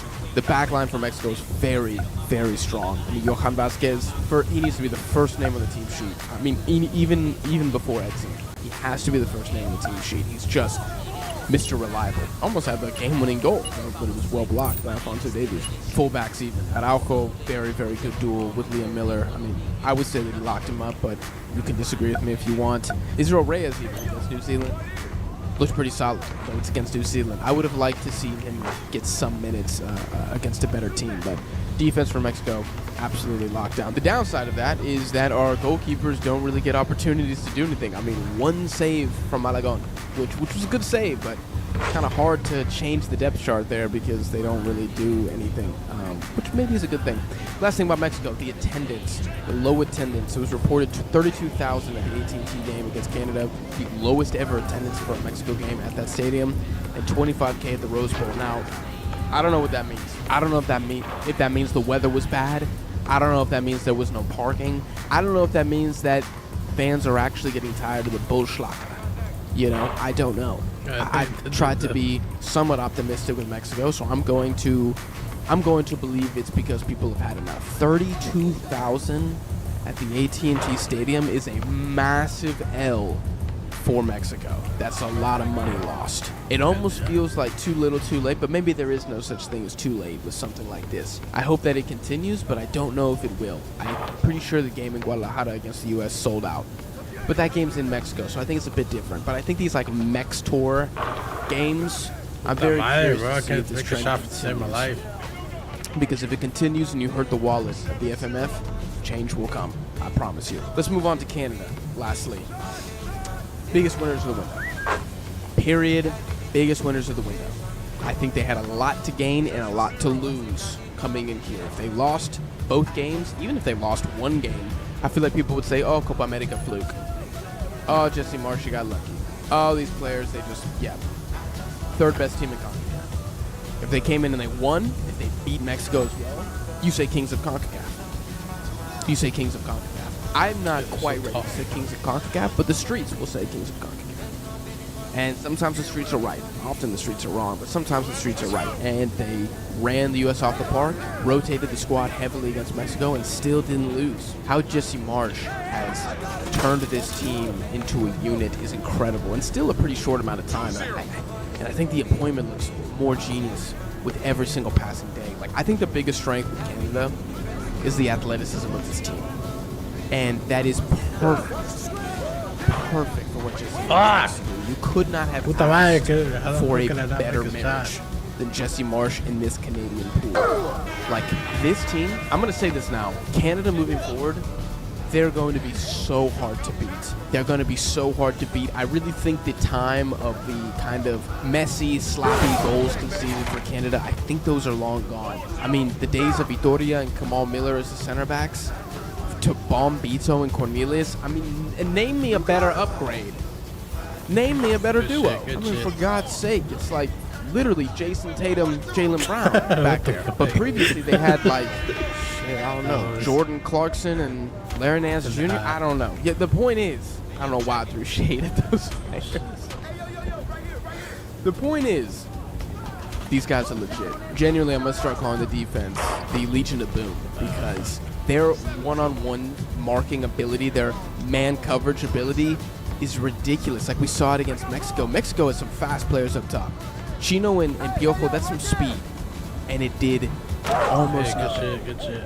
Almost nothing. Maybe it wasn't straight clamps, because I think there was obviously a couple opportunities. A couple times Chino got the better of Larea. Maybe Piojo got the better of Davies one time. But for the most part, I mean, Canada out there running man coverage, and it doesn't matter. They're not conceding dangerous chances, because even if they do, even if the fullbacks fail, the recovery speed of Bombito and Cornelius is ridiculous, man. It's ridiculous. It reminds me, like, Bombito reminds me What of the fuck? Just like the way he can get back and cover for a mistake. The way that Balogun would get a couple steps on him, but Bombito would close the space and tackle perfectly. It was scary, man. Like, I was kind of in awe almost, but at the same time, I'm like, oh, these guys are not going to be fun to play against at all. I think Canada is going to fully embody the bad guy of CONCACAF moniker. And with that defense, and honestly, this midfield, I think they're gonna do it and play the part very, very well. It was very hard for me to say a winner for Canada, because genuinely the entire team, except for one player, massive winner. Like Ali Ahmed, I really want to know what Canadians think in the comments, because he had quite the showing this window, and it's to the point where I'm not even sure if Jesse Marsh will continue to start Tejan Buchanan over Ali Ahmed, even when Buchanan comes back from injury. Like, Buchanan's not really playing too much at his club. He didn't do anything at the Copa America. He was one of their worst players, one of Canada's worst players at the Copa America. You got Ali Ahmed doing things against U.S. and Mexico. Like, come on, dude. I just feel like that's a good problem for Jesse Marsh, and I want to know what Canadians, what y'all think about that. Already talked about Bombito, absolute dog. Jonathan David, man, 2 goal involvements against the U.S. My boy needed that. He needed that, because there's always this narrative, oh, Jonathan David, he only scores against the minnows. Oh, Jonathan David, he only scores when it doesn't matter. Oh, Jonathan David, as soon as he plays a good team, Fantasma, he's a ghost. Well, how you like that? Okay? Like, just stop it. Please stop. He's the best 9 in CONCACAF. This has been a farce from the beginning. It's been a farce from the beginning, dude. Like, what more does he have to do? What more does he have to do? How many times has he got to ball out before y'all just put respect on it? I'm trying to think of somebody who's more disrespected than Jonathan David. It's really difficult for me to think. Mike Evans in the NFL. That's the only other player I can think of that just does his thing, balls out, puts up numbers, puts the team on his back, and people are still like, oh, well, what about this game? He didn't score. Crazy. Absolutely crazy. Shout out Jonathan David. Sorely missed against Mexico. Yeah, just look at how Canada plays without him. Tell me that man ain't important. I honestly think I could just name the rest of the squad, but instead I'm going to focus very quickly on the one player who I did think had a stock down for Canada. That's Kyle Larin. Puta, entras a I feel kind of bad talking about this, but Kyle Larin, you got to score the goals, man. Like, he is part of the reason that the scoreline was only 2-1 against the U.S., and he's part of the reason that Canada didn't beat Mexico. And it's not that Kyle Larin has been ass cheeks out there. It's not like he's just a giant potato rolling around on the pitch. Like, he's doing things well in the build-up. He's doing things well in the press. He's in the right positions, obviously, because he's finding these opportunities. But he's clearly out of form, probably low on confidence. He's not scoring. And so I'm also curious how much longer Jesse Marsh keeps him in the squad. He obviously rates Kyle Larin, and he obviously appreciates his contributions off the ball. but I wonder if at some point he gets dropped. Do you just go Jonathan David up top? Do you throw Aloyesi up there with Jonathan David? That's some pace. That would be pretty scary as well, especially if Aloyesi can do the off-ball stuff that Laren's doing. Hey, get that. I don't know. Fuck! He's the one guy where Casi la he's agarra, probably bro. walking away and everybody's partying in the locker room and he's just sitting there in the corner, like in the dark, with the towel on his head. That's kind of what I imagine Kyle Laren doing after both of these games. But he's also, when we're talking about one of Canada's top goal scorers, like, you gotta kind of back him to come back. It's not like my man is 38 years old, right? It's just, I think he's just out of form. He's out of form, but maybe you drop him for a couple of games, just experiment with somebody else and see what that combination looks like up top. But yeah, Canada, I'm gonna go massive W for this window. Mexico, I'll go a little minor dub. And the U.S. men's national team, I am gonna go big L, dude. It was a big L on and off the pitch. Just not good from the Yanks whatsoever. But those are my thoughts, guys. You let me know what you think down below in the comments. If you enjoyed this video, make sure you smash the like button. Again, hit subscribe for more CONCACAF content. Check us out on social media, the links are in the description, and I'll see y'all in the next one. Arrancamos, vamos a hacer el anti-11. El peor arquero para ustedes de Veamos esta... candidatos primero. Candidato. Yo pongo a Arias como candidato. ¿No hay otro más que ustedes digan otro peor arquero? Arias. Hey, fucking trash. Pésimo, You don't like Messi, I think trash. One assist. Puta madre, no hice Arias, nada. hasta mi chat dice Arias. Yo voy con Arias, sin duda. Sí, Arias fue malísimo. ¿Sabes qué pasa? Que no me gustó de esta fecha, que coincidieron muchos partidos y no te permite la posibilidad de ver varios de los encuentros. Claro, todo junto, Eso hermano, da nada rabia. que ver. Sí, pero pasa que por lo menos hubo un arquero por país que tuvo un buen desempeño. O sea, Perú, por ejemplo, contra Colombia atajó bien Galese. Rochet fue muy bueno también en Uruguay. El arquero boliviano Salampe, la ida, no le hizo ningún gol Venezuela, después se lesionó, pero no es su culpa. Porque el no gol. teníamos aire. Bueno, bien, Rochet está. atajó bien. Vamos ordenando. Galíndez ni fu ni fa. En el partido contra Brasil mal y contra Perú ni le patearon al arco. Camilo El de Vargas Brasil le cayeron un golazo, no es su culpa. el gol. Está, entonces que nos quedamos con el de Chile, el peor arquero de Es Chile. obvio Arias. Aparte se come los dos goles, no sé si los dos con Bolivia, pero uno, el primero se lo come seguro. Sí, verdad. Argentina no atajó nada. Ahora, Rafa Romo, ¿cuánto se comió en Bolivia también, no? Pero bueno, Rafa Romo Sí, lo quiero pero mucho. no es culpa de Romo. El contexto. ninguno. Sí. Igual te comiste 4, venezolano. Te más, comiste bien 4. más bien por Romo no nos comimos 8 y por la defensa. Igual te comiste 4. Me venden humo, me empataste a mí de pedo y te comiste 4 en Bolivia, Javi. Ya te quiero ver en el alto. Te quiero ver en el alto. Bueno, lateral derecho. El peor lateral derecho. Danilo, para mí es Danilo, hermano. Danilo, Cara, el tipo Danilo. es muy malo, hermano. Ele tem medo de subir na área, assim, ó. O sea, é um tipo que só não serve pra nada, só para defender-se e... Não, cara, foi o pior. E erra passe ainda. O tanto que ele errou de passe, a maioria dos erros venia por parte de Danilo, né? Em Brasil e nos dois partidos, digo, hein? Se você ficar bem, nos dois partidos, Danilo fallando uma barbaridade, hermano. En el chat están poniendo Isla, Pelea. Isla, culiao, retirate, Isla es malísimo. Muñoz no. ¿Por qué No, tira Muñoz Muñoz? no. Es bueno Muñoz. Acá hay 2 líos con Colombia. Mi chat. Duele Colombia. No pienso ni entrar. Duele Colombia. Duele Colombia. Sí. Bueno, lateral derecho, Danilo. Danilo, hermano. Me siento decepcionado que no hayan elegido a Isla, pero bueno. Sí, vamos. Vamos centrales. Ni en eso Ganaski. Centrales, poneme a Bigotito Catalán, por favor, poneme No, o sea, yo creo que Catalán hizo buen partido con Argentina, pero por ejemplo Paulo Díaz, un jugador que ya más por izquierda, no rindió en ninguno de los 2 partidos y es una venta de humo tremenda y Paulo Díaz está seguro que ahora en el Colo-Colo River el hijo de puta va a ser figura. Bueno. Hijo de puta. No, Pero vos hablaste que era o mejor defensor de Sudamérica, ahora está tirando palo, no. Sí, sigo creyendo que es el mejor defensor de Sudamérica, pero la actitud que él tiene con la selección chilena es muy distinta a la actitud que tiene con River, y eso es lo que me molesta a mí. Capaz que le queda grande la selección, brother. Y puede ser, pero me molesta la actitud del tipo va. ¿Cómo le va a quedar grande a la selección, hermano? ¿Estás seguro que contra River, que contra Colo-Colo por River va a ser figura? Eso es lo que me molesta, amigo. Pero hoy jugar en Chile no es fácil. Bueno, pero está bien. Hoy la presión que tenés, hoy como jugador de Chile, ¿sabes qué? Porque Dale, ¿cómo no es? Brother, es fácil jugar en Brasil, hermano. Es fácil jugar en Brasil. Está para quedar afuera del mundial, boludo, Chile. ¿Cómo no vas a tener una presión enorme?